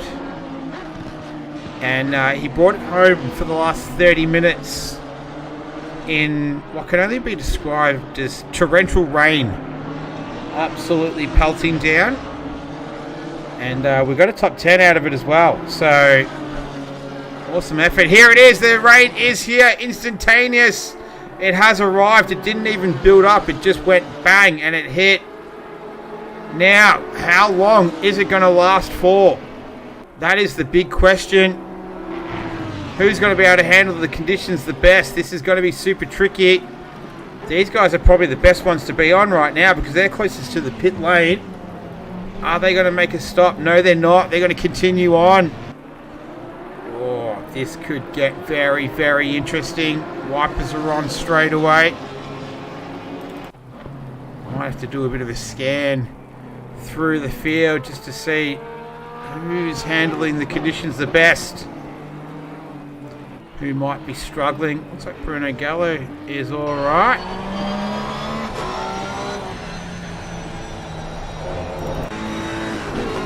Doesn't look like it's going to be around for very long, so these guys are going to just chance their arm here. See if anyone decides to make a stop. But judging from the forecast, it doesn't look like this rain will be here for too long. As Cesana moving up the inside of Lattanzio will do really well there to avoid too much contact. I spoke too soon. And Lattanzio has gone around. Oh, that was unfortunate. I was about to say how good that was. That they didn't make any contact. Hard on the brakes. Managed to go through the first part. And then, oh, he just got a tiniest of nudge through there. And that was it, unfortunately. Dam Buster, where's my boy Macaulay at? Who is your boy? Who are you referring to, sir? If you let me know, I'll put him on the screen. Gallo, 4.3 seconds is the gap here. So between him and Lawrenson. Curley. Oh, what happened to him? He went yellow for a second. I'm just on the lookout. Let's see if we can see anything here. This is coming through Blanchimont. Tricky corner best of times. Oh yeah. Oh, yeah. Oh, that was a good one. That was a good save. So he's coming into the pits. He said that's enough. I'm going to pit for wet tyres here. Such a long pit lane as well. If the rain's not going to be here for too long, that is a very, very gutsy call from Chris Cooley. So he's going to roll the dice. Everyone else has stayed out. So only the one driver has decided to pit. That's Chris Cooley. Keep an eye on him to see how he fares. Track is greasy, so it's not damp. Oh, it's just gone damp. There we go. So damp conditions now, officially. Ambient 28, track 33. Rain is here. How long will it last for? It's going to be interesting to see cars, how they handle Blanchimont. Next through is John Stockton. He's a brave man to keep on going wide out through there in these conditions. And we're starting to see a bit of spray come off the back of the cars. So still track conditions are damp. And Stockton just struggling a little bit with the conditions there. How does Herbertron go through here? Yeah, not too bad. See if he has any issues through the bus stop. Looks like from that screen the rain is almost stopped. And as quickly as it came, it's disappeared. So Chris Cooley, he's still in the pit, so he's just left. Oh no, so I wonder if we can go on board. Does he have wets on? Can I see? I don't know. I don't think I can. No, I can't tell from the dash. Not giving me anything on there at this stage. So James Mack, oh, he's come undone. Where is that? That is, looks like it's at, oh, that was turn 11. Let's see if we can see what happened here. Oh yeah, around he goes. So just lost the back end there, and we'll see how that comes out in just a few seconds. So the rain has stopped.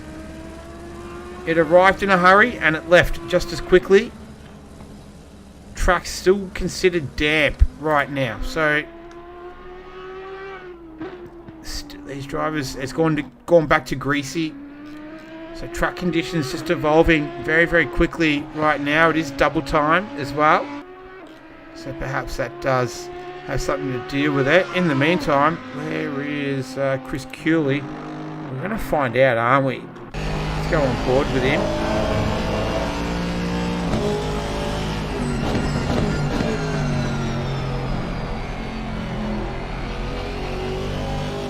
Looks alright from the onboard.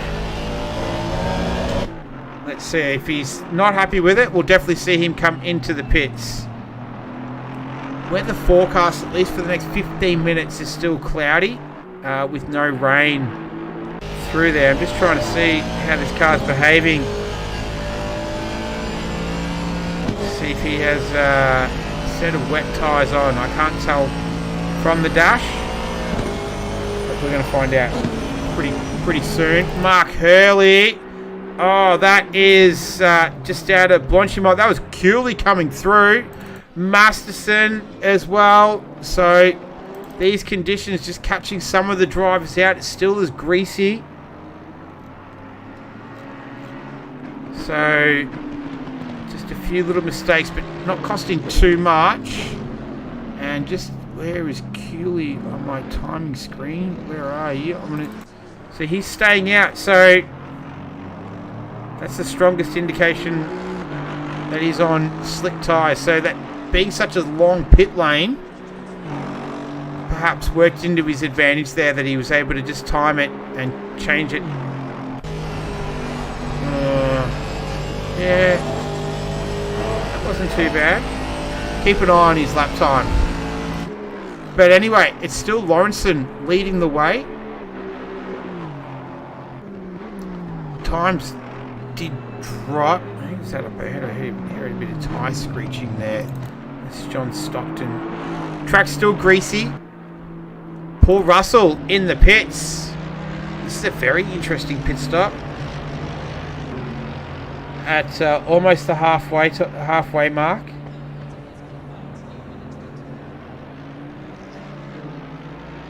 Right. So Cafe Lout JP expressing his displeasure with the man on the screen. So unfortunately, I didn't quite catch it on the stream. Might be a discussion point for the Trusted Drivers panel after the conclusion of this one. So just leave that right there, I reckon.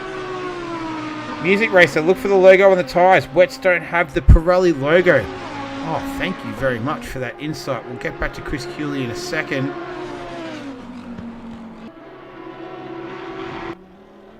Might need to do a little bit of investigative camera work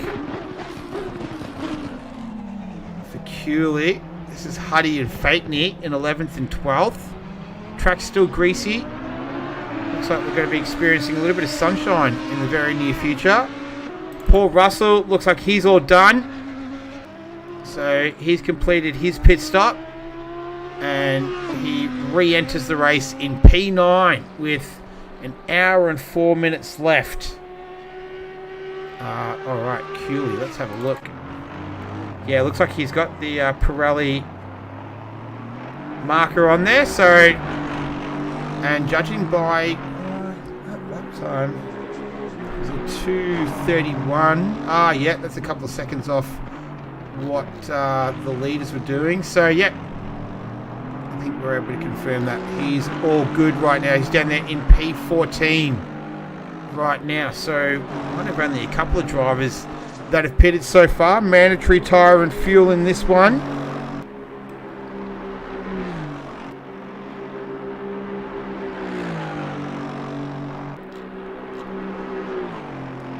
And in terms of what's happening at the front, Bruno Gallo is currently... Ooh, what's happening to Paul Russell? Oh no, Paul Russell, that's poo on! And track conditions are greasy, so perhaps just catching him out. Let's see what happened here. We've seen a couple of cars struggle through here tonight. Doesn't make any contact with the curbs and just went around by himself. He kept it off the wall, so That's probably best case scenario for him in that scenario.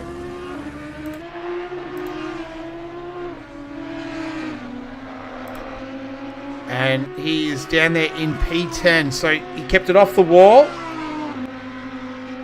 John Stockton, oh, he's had the same fate. So exact same corner. Let's see how it came about for him. These conditions, just catching a few of the drivers out. And yeah, he's done that by himself as well, and just got on the curb, and round he goes. He's kept it off the wall though. So, oh, Terry Rayton. Come on, hurry up. Yeah, there we go. What happened to Terry? This is out of Bruxelles. And that's turn 11. Oh, he's just lost the back end as well. So, all of a sudden, just a flurry of driver mistakes. But all minimal penalty though with all of them. No one hitting the wall in a big way and causing major damage. Now we are about to go to the halfway mark of this one, which is going to be quite a monumentous occasion in terms of pit stop strategy. So these guys will be able to stop it if they're able to make it another minute and 10 seconds as well. So this man here, he pitted early. He came out with with an hour and 4 minutes remaining. Stockton, he's making his way into the pits as well. So it might just be a little bit of fuel saving required for him to get through to the end on the one stopper. But as Russell and Mack dueling for P9, and Russell able to take that position away from James Mack. Terry Rayton is in the pits. So, and that looks like it's Mark Hurley as well. So the halfway mark of this one, giving us the best indication of this is the preference for the drivers, getting that magical 60-minute mark. Oh, Herbertron, what's happened to him? That's at Lacombe. Let's see how he got there. And that looks like that's our leader, Andrew Lawrenson, coming through. So he's gotten out of the way for him. I wonder if he picked up a little bit of dirt on his tyres there. And Gallo able to take avoiding action. Oh, that was super close.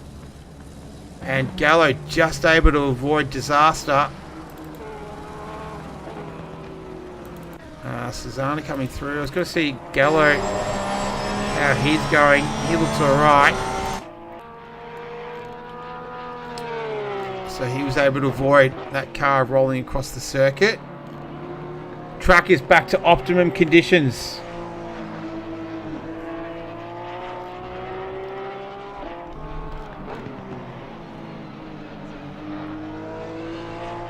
And these drivers now 59 minutes away. Going to be interesting to see who decides to pit first. Lawrenson or Gallo. We'll stick with Lawrenson for now. We'll see if he pulls the trigger, as a few have already. We've had 5 cars stop, and Lawrenson continues to go around. So might be a good opportunity just to follow him for a lap, and we'll see how a race leader's doing it.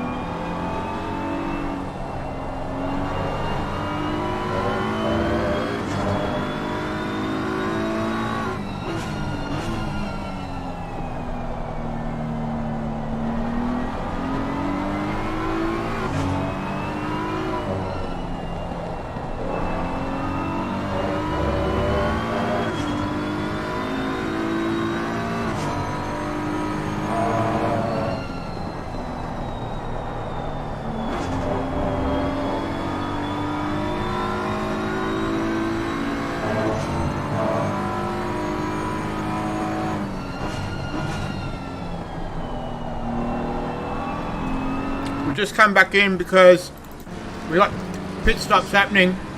Bruno Gallo, Van Vliet, Susanna, Latanzio.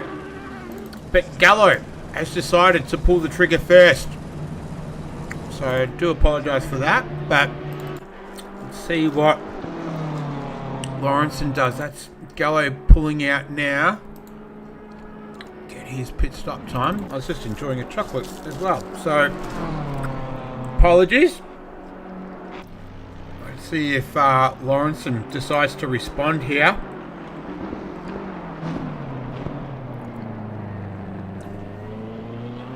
He does. Alright, so Gallo's time, total time in pits, was 1:49. He stopped for 34 seconds.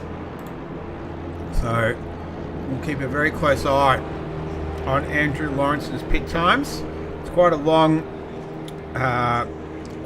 trundle. He has, see if I can pick up any action. Here's Gallo. So he's going to have to push here. Try and make up some time on Lawrenson.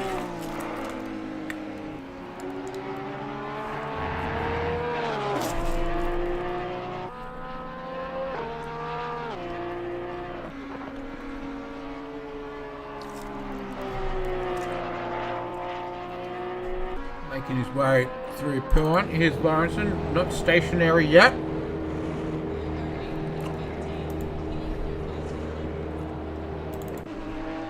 So as mentioned, a total time of 1:49 total pit.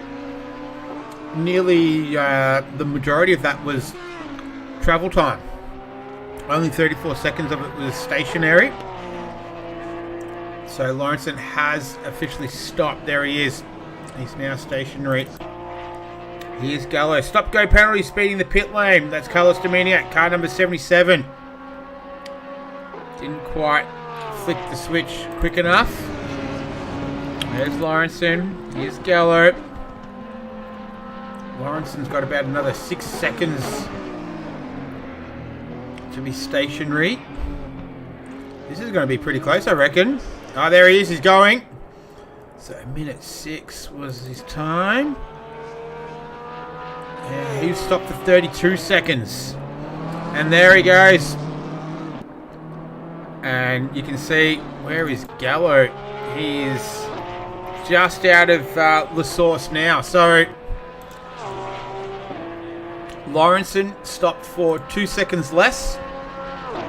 His total pit time was 1:46.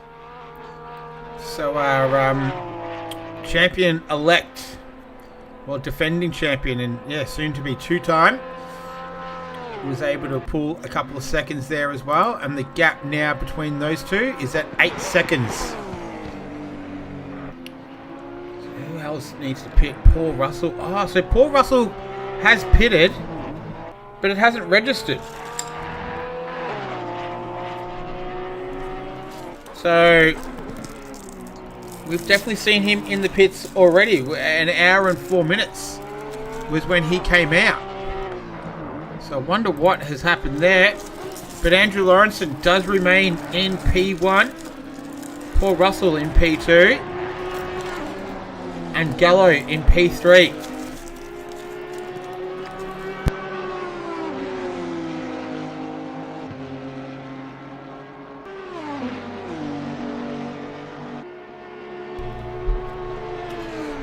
And how good are Lindt chocolate balls? Like, they're just the best.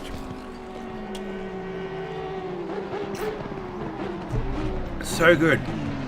Absolutely terrible for you though, but oh man, that hit the spot. That was delicious. Still working my way through Easter chocolate. Nearly 3 weeks on. But we're looking at Masterson and Huddy. This is 13th and 14th. Both drivers have stopped. Yeah, so Paul Russell. I don't know what has happened there, but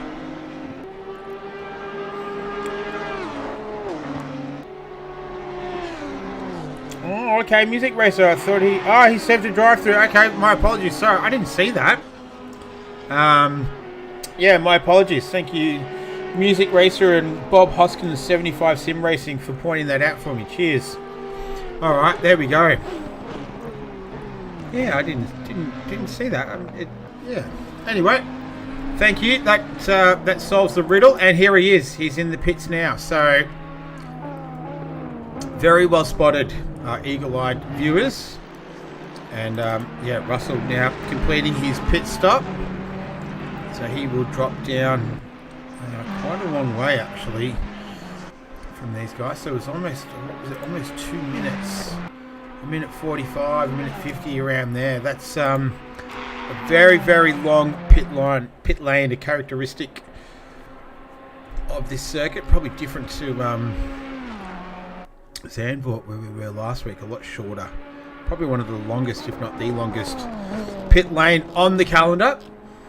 And with 51 minutes and change remaining, just good opportunity to update. Stop go is cleared for car number 77, Carlos Dominiak, down there in P19. Well, once Paul Russell completes his stop, which is not too far away from we'll do a little recap of the race and strap in for the second half of what is round 9 of season 1 for 2023 for the Race on Oz PC League. Andrew Lawrenson is currently our champion and will keep that title after this season as well. So been in dominating fashion once again this evening. Started in P1 and has not had that taken away from next to his name. Paul Russell now completed. A minute 47 was his total pit stop time.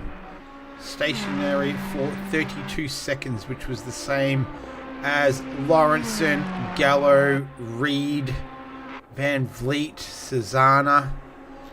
So there he is. He's in familiar territory. But yeah, good opportunity. Just do a quick little recap, see where we are with just under 50 minutes left. Andrew Lawrenson leading this one. You couldn't see Bruno Gallo in the background. He's 11.2 seconds behind Andrew Lawrenson right now. So he's just plugging away in the number 14 Porsche. Terry Rayton is a further 17 seconds down the road between he and Bruno Gallo. That's our podium right now. James Pierre Reid, he's 7 seconds adrift to Terry Rayton. So it's the Selby Acoustic Racing P3 and P4. That will do their championship a world of good for the team's championship after this one, if they were to remain in those positions. Chris Cooley has battled manfully. We've seen him throwing it through Eau Rouge, as we've seen already tonight. He's giving chase to Pierre Reid. He was half a second slower on that previous lap, Cooley. So he's got a little bit of work to do to make up that 3 second gap between he and the Mercedes driver. Van Vliet in another Mercedes. He's 17 seconds behind Cooley, so he's got a lot of work to do. A little bit lonely for him right now. Cesana, he's 9.1 seconds adrift of Van Vliet in 7th. He is leading the silver class though, so this is our silver class leader at this stage.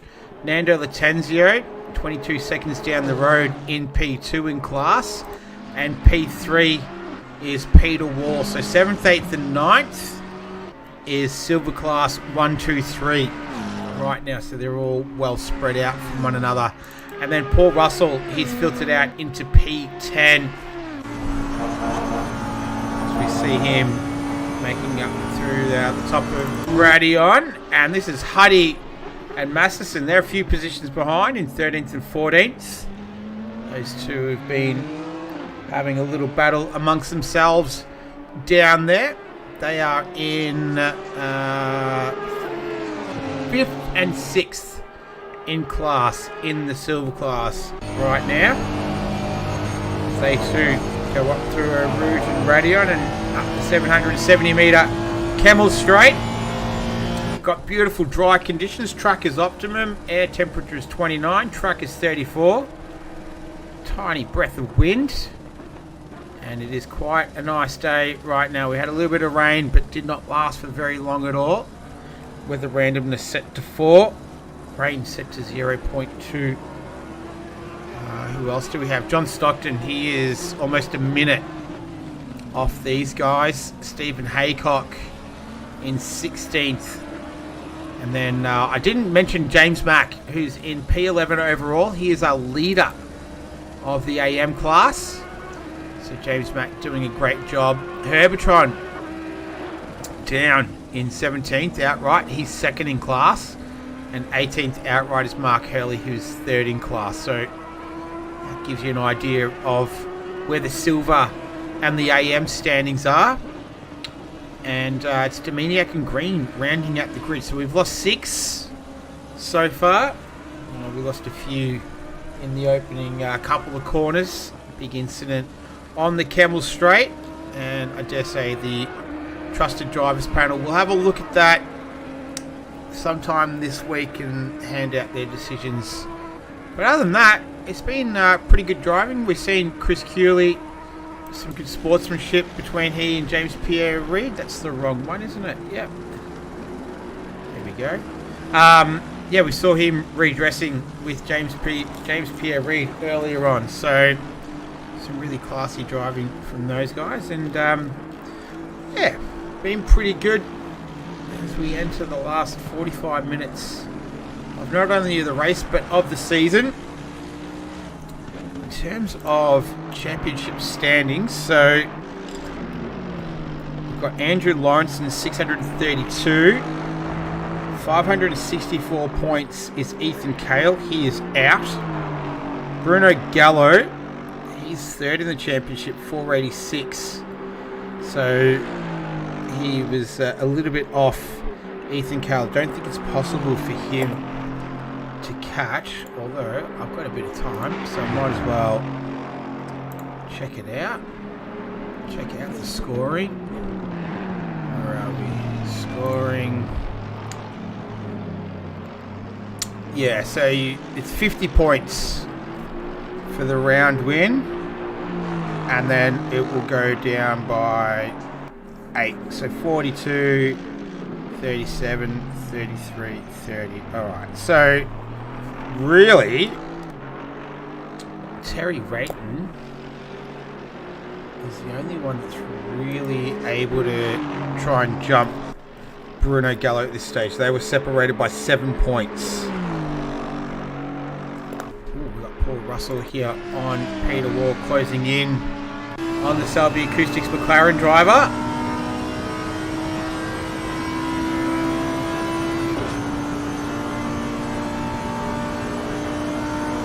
As I'll try and do some maths on the run. Maths is not my strong suit. Very poor, in fact. As Russell just closing up on the rear of Wall. We look back from his car right now. Papaya coloured McLaren.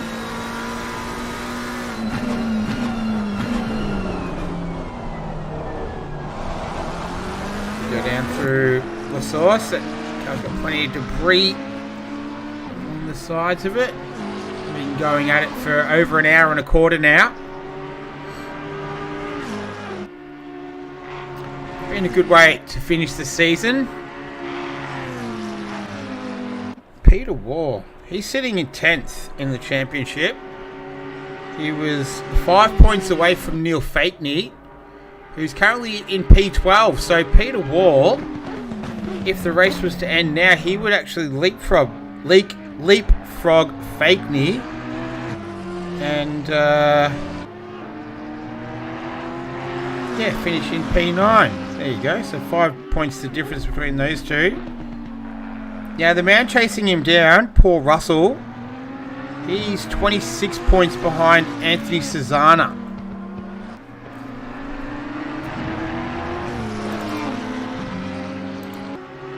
Really got to get. Here we go. So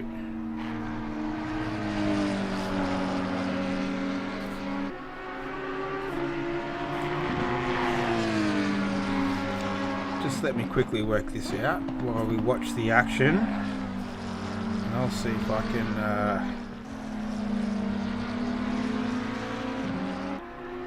try and work out these points so we can see what's happening as far as championship standings. Might even need to get a calculator as well. Like I said, I'm terrible with numbers.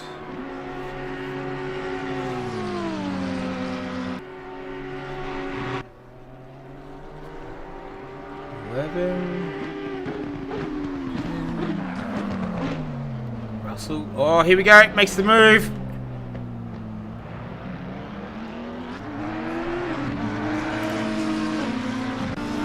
We go on board with him here. Really send it down the inside. Not quite.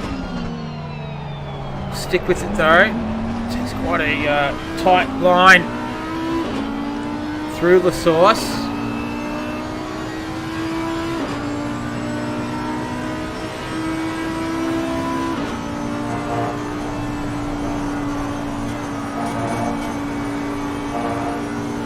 How was that? 240 clicks going through Eau Rouge.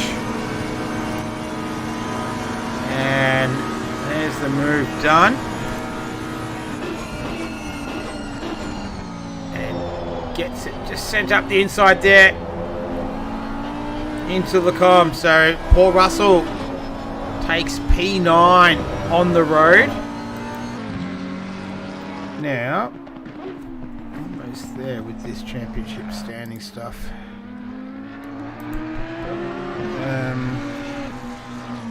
Get back to that in a second. Alright, cool. Now I've got that, I can start working this out. So Paul Russell, he was 26 points adrift. 25 points in fact of Anthony Cesana.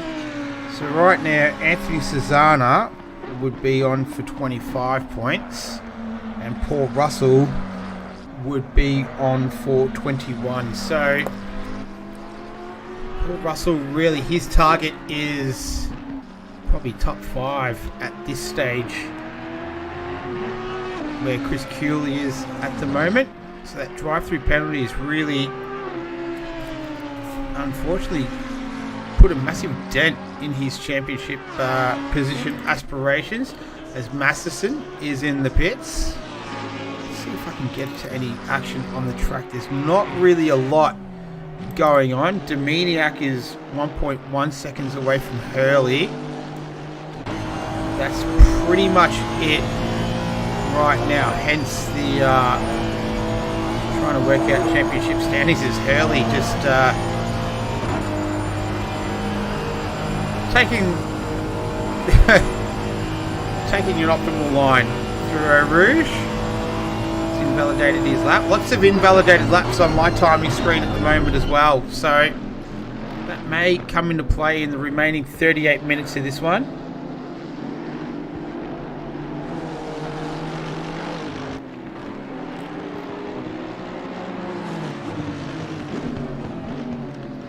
So yeah, just having a look at Gallo and Kale, he was a long way behind. So even if he had a run, he wouldn't take that. Terry Rayton 7 points behind. Now this is where it gets a little bit more interesting. So Nando Lattanzio is currently 5th in the championship right now,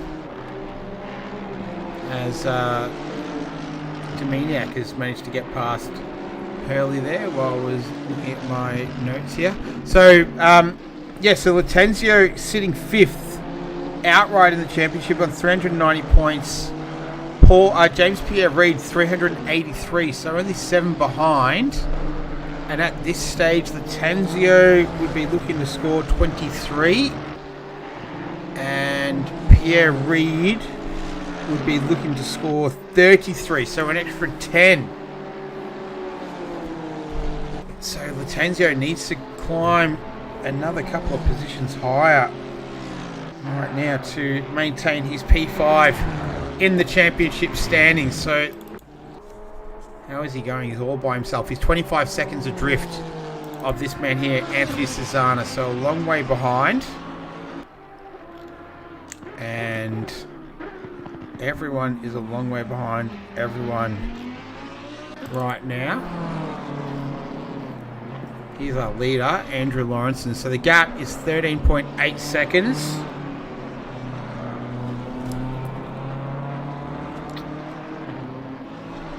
Nathan Harvey is not racing. What about Marcus Van Vliet? He's still here.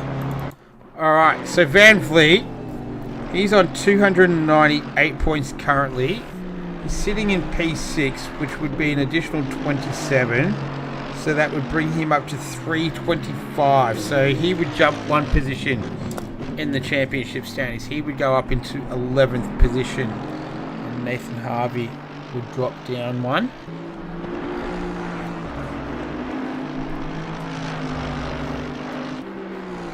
So that's a good news story for Marcus Van Vliet. Yeah, so Peter Wall and Fakeney. So Peter Wall, he's in 10th. And he would get 19 points for that. And Fakeney, he is in 12th. So he would only get 15 points for that. And the difference is 5. So Fakeney and Wall are battling it out for P9 and 10 in the championship. And yeah, that's kind of it right now. I don't know what the AM and the silver standings are like, but we've got 35.5 minutes left in this one, and it's all just petering along right now.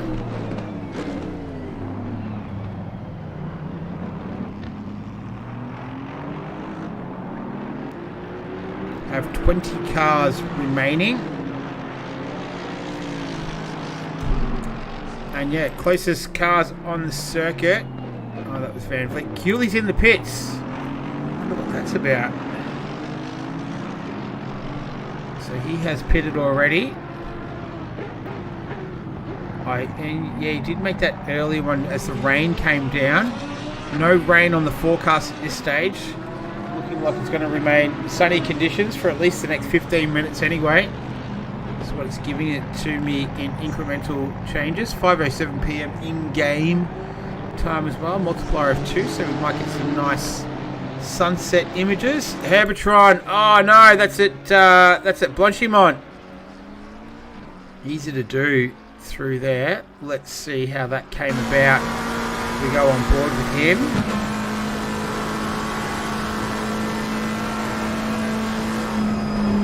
Oh, I think he lost it on the entry.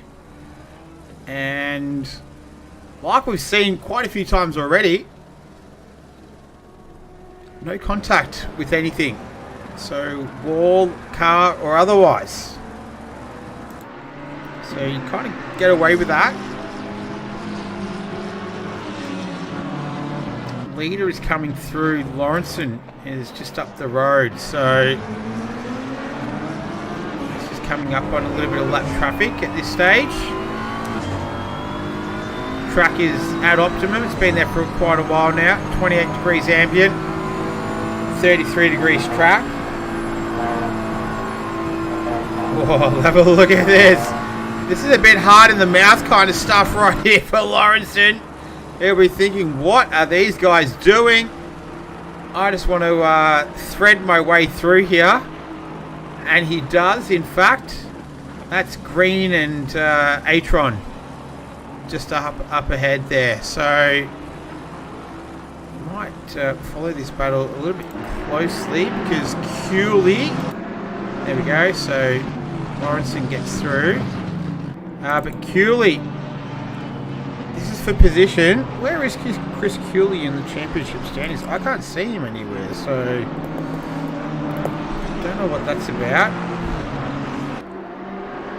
He had some difficulties actually making the starting line for a couple of races, but putting in a good showing right now. Where did he start? He started 16th, so he's moved up 4 into P12. and he's only a second away from Fakeney. And that is that has championship implications for Neil Fakeney, so he's got plenty of incentive to keep his car ahead of the hard charging Chris Cooley. Been sort of up, down, here, there and everywhere this season.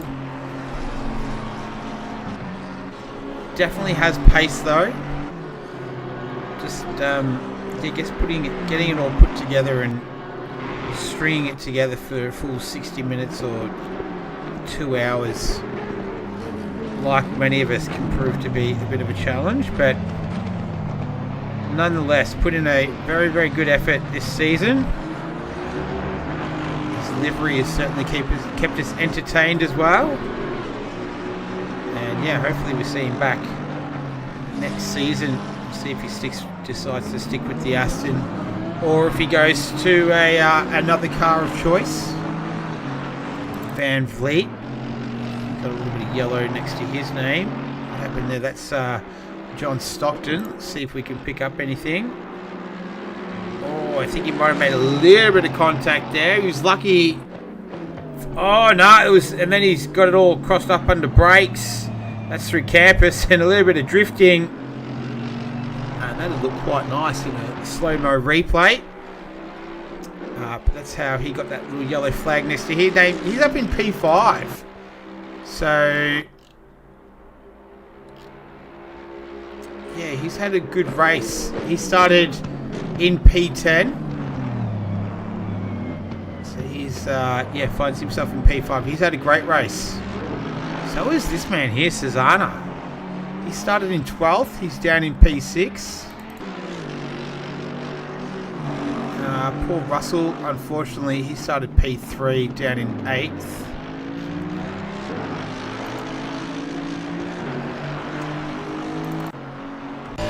Cooley making up a little bit more ground now on Fakeney. It's less than a second.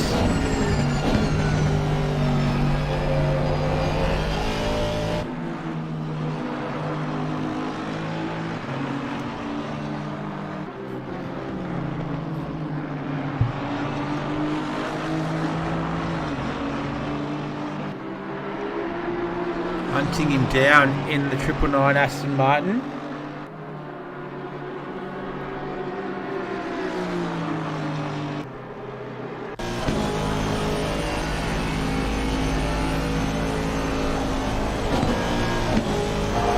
Quick downshift just to steady the car. There we go, side by side.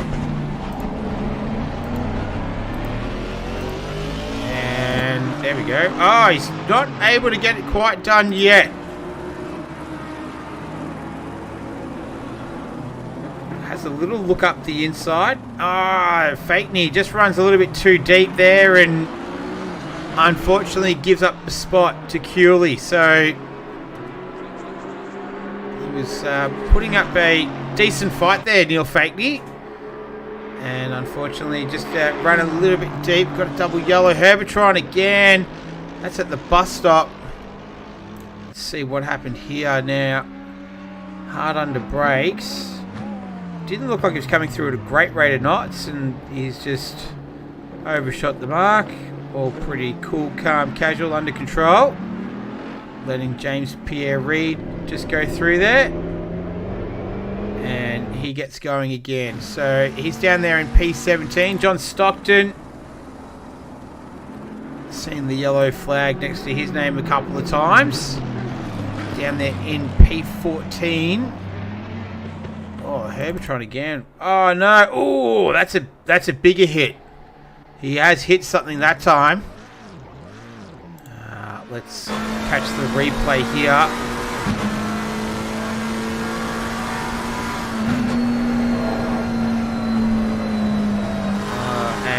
Yeah, it's just going around and whack. That's a decent old hit in there. So he's got the majority of the lap, and I was like, did he teleport? He did. So that's probably race done for him. Down there in 17th, Herbertron, one of our AM drivers. So that means if you're an AM driver and you finish the race, you are on the podium. Good stuff to them. Paul Russell starting to make a bit of ground on Latenzio in 7th. Last lap around for Latenzio was a 22.4. And, oh, Chris Cooley. Oh, no, that is at the bus stop chicane. What has happened there? Oh, he's done. He's gone. I couldn't even get the replay. Where are you? He is. No, where is Chris Cooley? This is not what we want to be watching. Ah, he's gone. Sorry, everyone. But, yeah, he's out and done. And we're back to live pictures. Ah, alright. So we're losing a couple late there. Yeah, Cooley's gone. Alright. Let's get back to this. This is starting to brew along nicely. So 1.9 seconds the gap. 2 seconds, in fact. So Latenzio on that previous lap did a 2-minute 22.462. There's lots of twos. 2:20.830 to Paul Russell. So just making up a bit of ground. 2.4 seconds is the gap between he and Latenzio.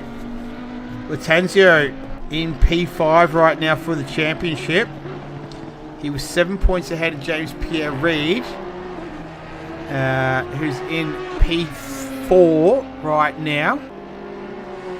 5.1 seconds. So just monitor that between he and Terry Rayton in P3. So Terry Rayton once again putting in a very, very strong performance. Gap still maintaining at 2.2 between Latenzio and Russell. You can see that that's what it looks like right there on track. Both drivers have invalidated this lap. Let's see what Latenzio does. A 2:22.142 and a 2:22.375. So a couple of tenths slower on that trip around for Russell.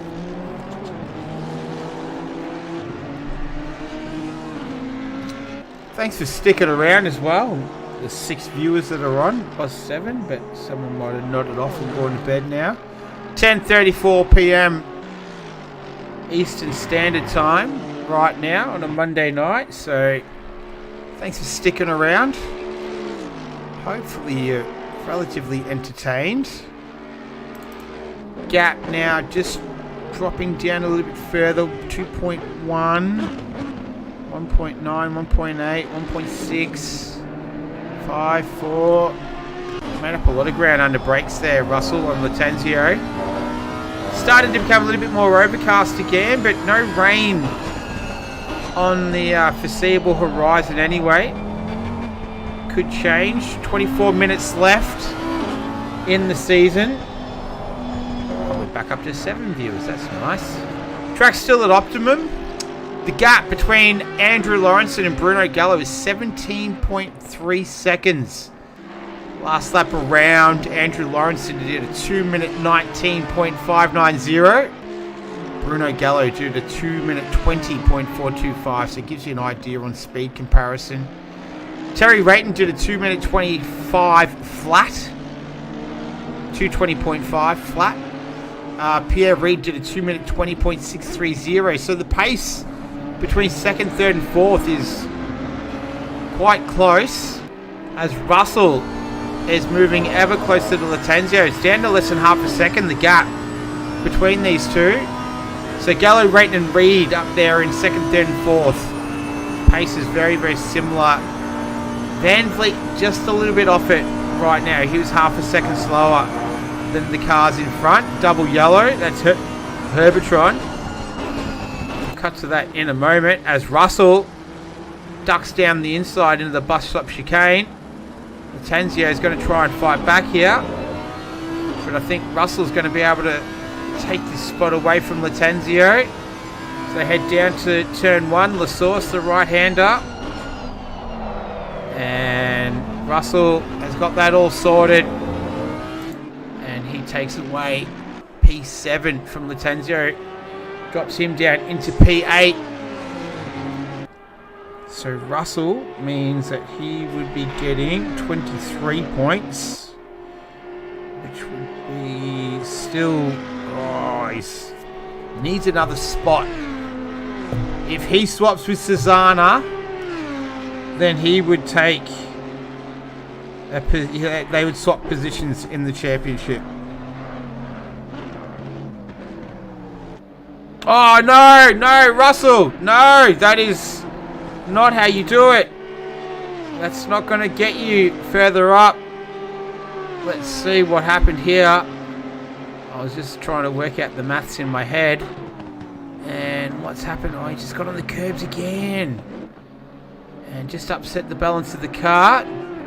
Didn't turn around, didn't hit anything. So all that hard work that he did, as we go back to live pictures, all of that hard work unfortunately has come undone for poor Russell. So we're talking about him moving possibly up into P7 in the championship. That has put stop to that right now. And Anthony Susanna is more than 30 seconds up the road from these two. So that is a... it's going to be a tall order from here on in.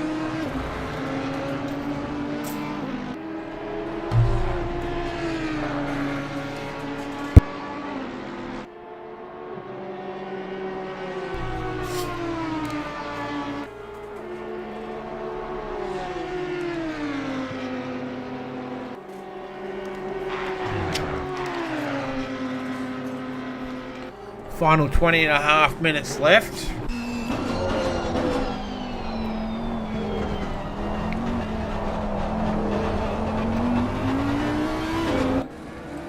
See what times they do this time around. Will have to be much slower for Russell. Yeah, about 1.1 seconds slower, in fact.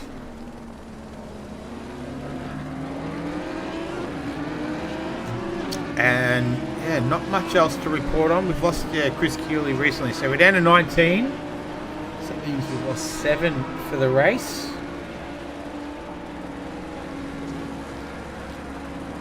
Oh, Russell just ragged. Through Eau Rouge, up through Radion.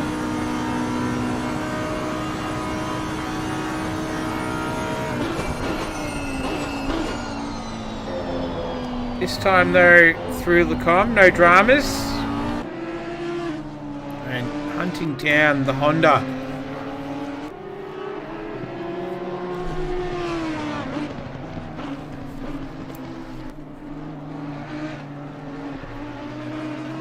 So barring any misfortune, Bruno Gallo is going to sew up P3 in the championship. And Terry Rayton will finish 4th. James Pierre Reid in 4th position. He's going to get 33 points, which will be more than Nando Latenzio, 8 points. Sorry. So he'll get 8 more than him. And he's 7 behind. So he could get... get it by 1, or if Latenzio drops another position to Russell, it will make it a little bit easier for Pierre Reid to take out 5th in the championship. I think that'd be a good, pretty decent result. I think James Pierre Reid would be relatively happy with that. I think that'd be a fair reflection of his season as well. He's been very solid.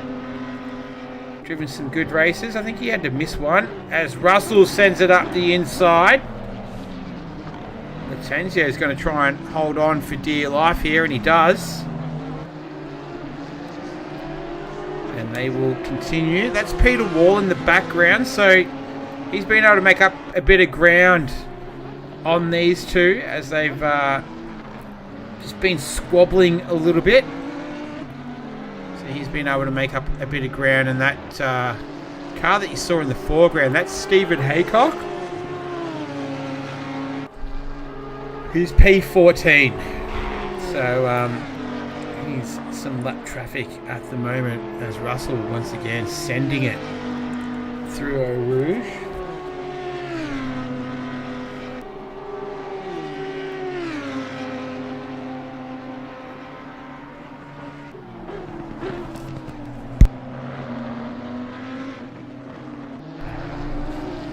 Almost the final quarter hour, not only of the race, but of the season.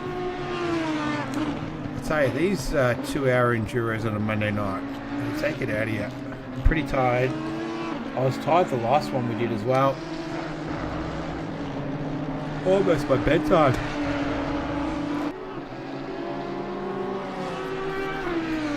But I'll hang in there and keep this thing going. I'm not going to lie, I'm a little bit bored, so I can't imagine that you would be that entertained. So maybe just go for a bit of a wander.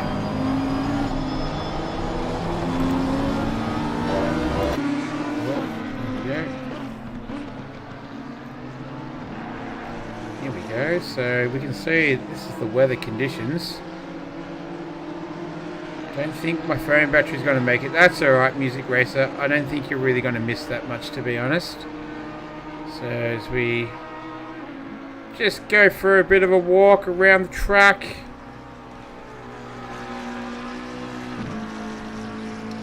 Nothing's really happening right now. Oh, that's Russell and Lattanzio. So might just keep track of things like this, eh?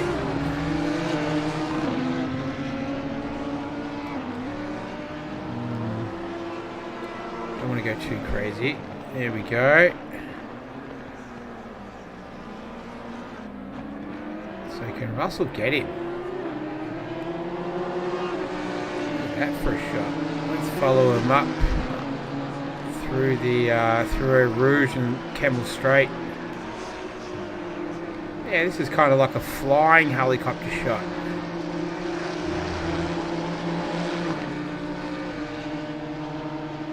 There we go, something different. Russell, will he have enough? He does this time around. And can he pull it up? Yeah, he can. Oh, Lattanzio's going to fight back though. And there's a short-lived comeback. And Russell helping out Pierre Reid.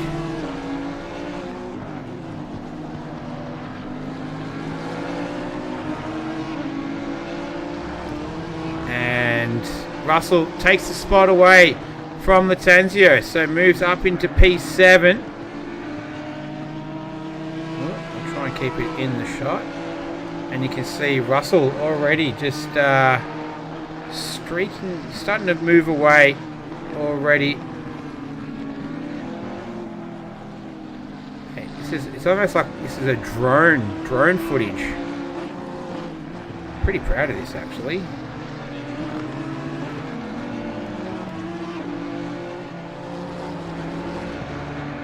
Okay, we'll speed it up a bit.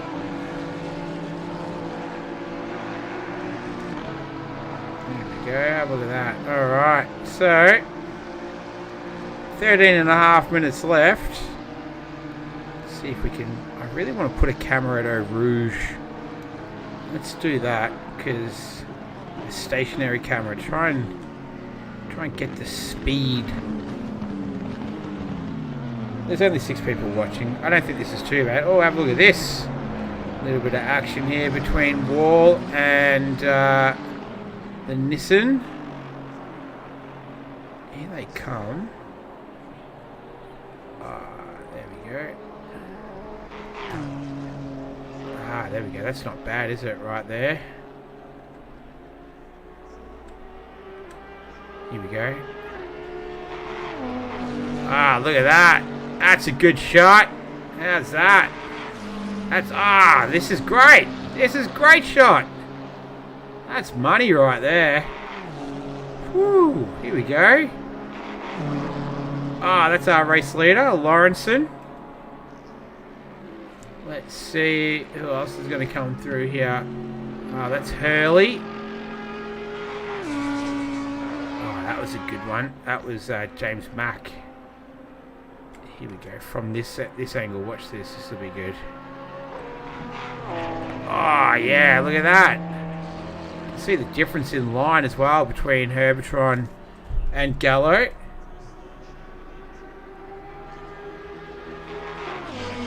Oh, yeah. That's great stuff. That's an awesome shot. That's Terry Rayton. He's currently sitting in P3. That's James Pierre Reid. So let's go for a little wander on these guys. So that's the gap between those two at the moment. We're tracking Pierre Reid. And that's Rayton just there. So, oops. And they're going to come down through here. Alright, I'll get back to the normal stuff because that's getting...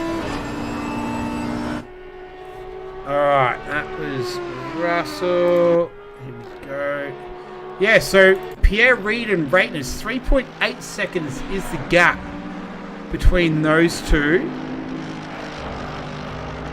So last lap around, Rayton did a 2-minute 20.412. Pierre Reid did a 2:20.627, so 2:10 slower. Monitor that gap. Latenzio trying to catch back up with Russell.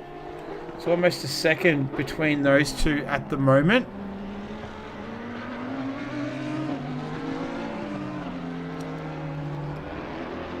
And they're going to go down through Eau Rouge again.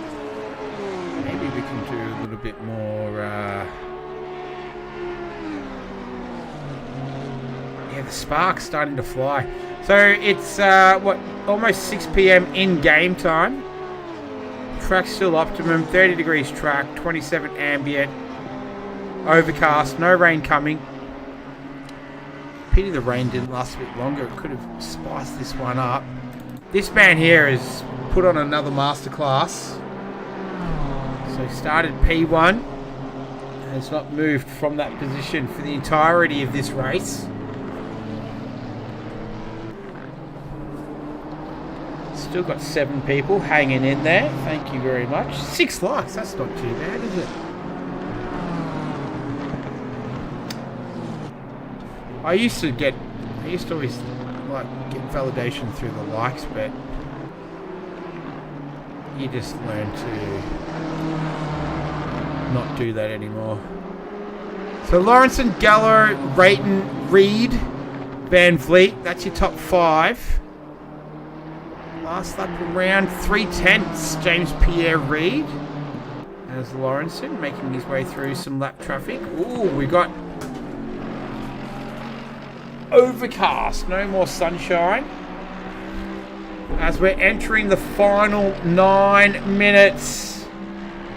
Music race at Nürburgring all over again. Yeah, it is a bit like that, isn't it?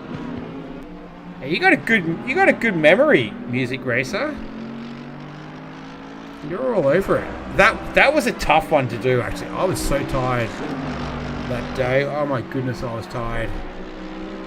So tired. I'm not as tired today, though, which is good. But, yeah, I don't think there's not going to be enough time, unfortunately, for Pierre Reid to kind of launch a decent challenge at Rayton.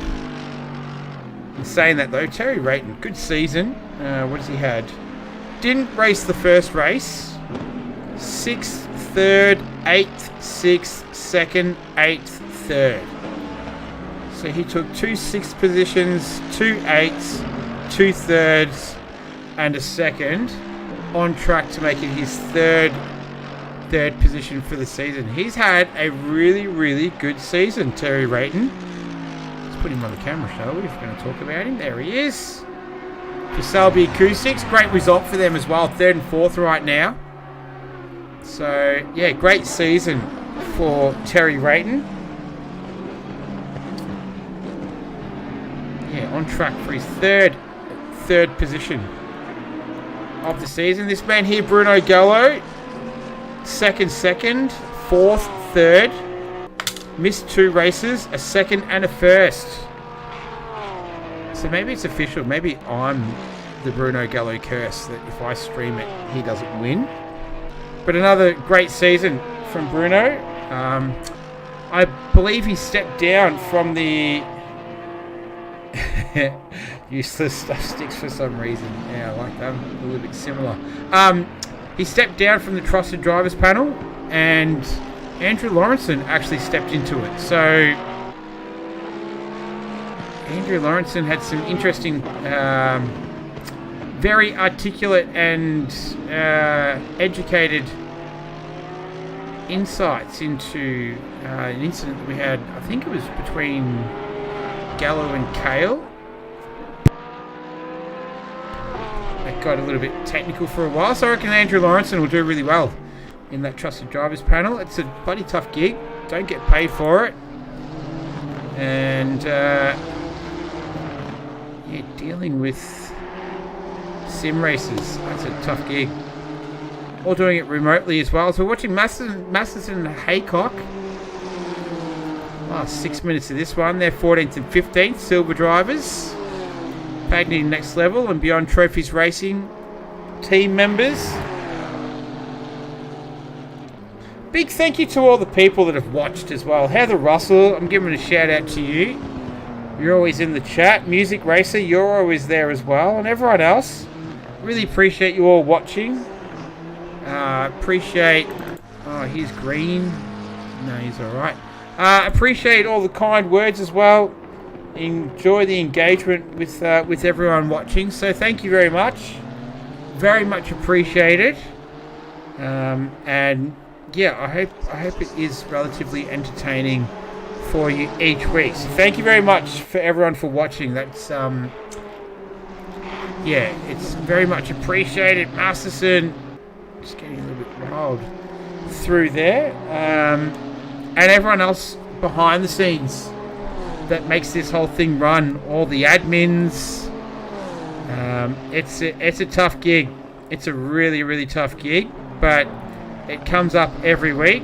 Hopefully we can try and take the stream to the next level next season. We'll just try and polish it up a little bit, maybe get a co-commentator as well, so you don't have to listen to me the whole time. But yeah, thank you to everyone in the background, all the admin people that make this thing happen week after week. It's not easy, and they do an absolutely fantastic job. So big shout out to all those people, and yeah, everyone else working in the background, and all the drivers as well. You know, they give up their time every week to come and race, and you know, they put on a good show. And we've had some really healthy grids this season as well. So to all the drivers out there, thank you for your participation and for giving up your time every Monday as well. And congratulations to this guy here. So he's had a stellar season. So he has had 5 wins so far this season. Looking to make it number 6.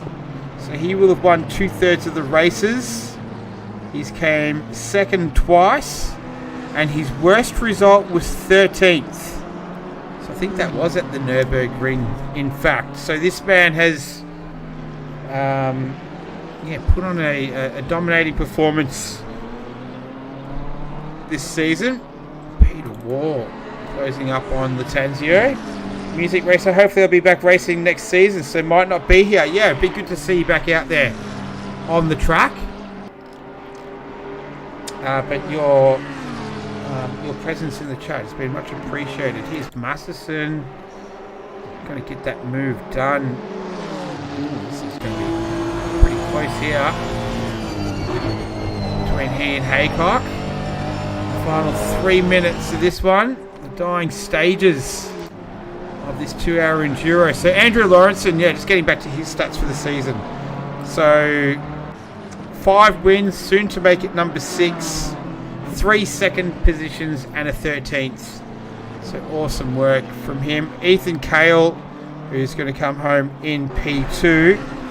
He had 2 thirds, 2 wins, a second, a fifth, and 2 fourths. And tonight was his first DNF of the season. So Ethan Cale has put in a phenomenal effort this season as well. I've gone through Terry Rayton, Nando Latenzio, he's had another good season. James Pierre Reid as well. Anthony Cesana, Russell, Wall, Fakeney, Harvey, Van Vliet. All those guys. So, great job from everyone. Masterson, one last hurrah for this season.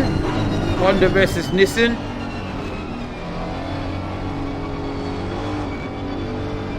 I'm pretty sure the number font on the side of the car has changed as well with this update. I think. Should have had a penalty at Monza. Oh, yeah.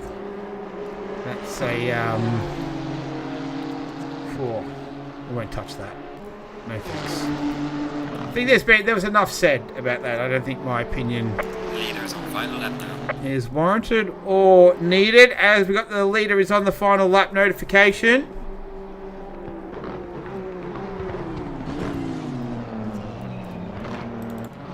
Let's do the final lap with our reigning champion and our soon to be back-to-back Andrew Lawrenson through a Rouge. Oh, you wouldn't believe it. Rain in 15 minutes. Oh, John Stockton. What happened, John? That's at Macomb. It's not too far away from where the leader is right now.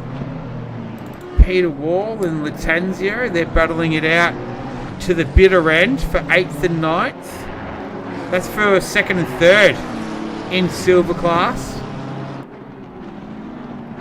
And that's our leader right there. So he is making ground on these guys as they squabble for some of the minor places.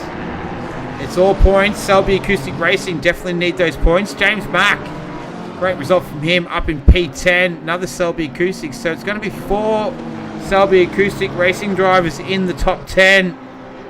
That will help their championships out a lot. Yeah, it is a hot potato, Bob Hoskins 75 Sim Racing. That's why I'm going to leave that one well alone, my friend.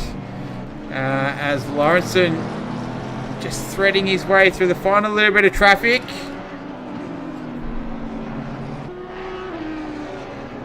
And he is a handful of turns away from making it win number 6 for the season. 6 to him, 2 to Cale, 1 to Gallo. Counting on all my fingers. That equals 9. Masterson, Herbertron, one last spin for the race. But here we go. Andrew Lawrenson, our reigning defending champion, is going to go back-to-back. A dominating season for him, for the Beyond Trophies Racing driver. Started as a Gamesman Racing team, finished as a Beyond Trophies Racing team member. Congratulations, Andrew Lawrenson. Win number 6 for the season. And he is the back-to-back champion and champion for season 1 of 2023. Congratulations to him. This man here, Bruno Gallo, he battled away throughout the season. He got his first win of the season last week at Zandvoort. And he's going to come home and take P number 2. That'll be the 4th time this season he's finished 2nd. And he will finish 3rd in the championship. Congratulations, Gamesman Racing Team. Bruno Gallo on P2 and P3 in the championship. P4 in the championship and 3rd on the track today. Terry Rayton, congratulations. Another podium for him. That is his third position and his 4th podium overall for the season. James Pierre Reid comes home in 4th. Marcus Van Vliet, he's going to be finishing in 5th position. Peter Wall and Latenzio. This is going to go down to the wire between these two. They've still got a little bit of the lap left. They're only going through Pouon now. So Van Vliet, well done to Marcus Van Vliet, a top 5 finish to finish off the season. He will finish 11th in the championship. Congratulations to Marcus Van Vliet. Nice work from him. Anthony Cesana, that's Herbertron there, just getting out of the way. Our silver class winner, congratulations Anthony Cesana. He takes the class win for silver and 6th outright. Great way to finish the season for him. Yeah, I think he'll take 7th in the championship as well. Paul Russell had that drive-through that he had to go through there. Congratulations, Andrew. Another great race. Arthur Lawrenson. So obviously a direct relation to Andrew Lawrenson. Yes, and a big congratulations to Andrew Lawrenson. Great victory for him and championship win. Paul Russell coming home in 7th position. Well done to Paul. And looks like Latenzio's just going to pip Peter Wall at the line. Peter Wall 8th, 9th. James Mack, but AM champion, AM winner, class winner. Fakeney in 10th. Huddy, Stockton, Haycock, Dominiak, Hurley, Green, Atron, 17 finishes, but there was only one winner, Andrew Lawrenson. He's already left the server. Bruno Gallo is left, but congratulations, everyone. Another season in the books. We're all done. That's the final standings for the season. We had 7 or so drop out of that one. But once again, thank you to everyone for watching. Appreciated all of your engagement throughout the season. Thanks to everyone in the background, all the admin team that make the engine go and get this thing up and running every week as well. So, without further ado, that's it. That's season 1 of 2023 done in the books. We'll have season 2 coming up, no doubt, in the near future. So keep your eyes and ears open. We'll have it all broadcast here. In the meantime, you can catch more sim racing action on the RoosTube channel. We've got Pan Am. They're going to kick off some more stuff for their season. We'll have the console stuff, and I don't know, we might even have a few other little bits and pieces throughout there, especially with the new update and the new cars. But until then, everyone, enjoy the rest of your evening. Have a good Anzac Day tomorrow. Have a great week. My name's Nick Kramer. It has been a pleasure to do this season with you all. I look forward to seeing you all again next season. Until then, take it easy. Take care of yourself. Take care of each other. Look after yourselves. I'll see you next time.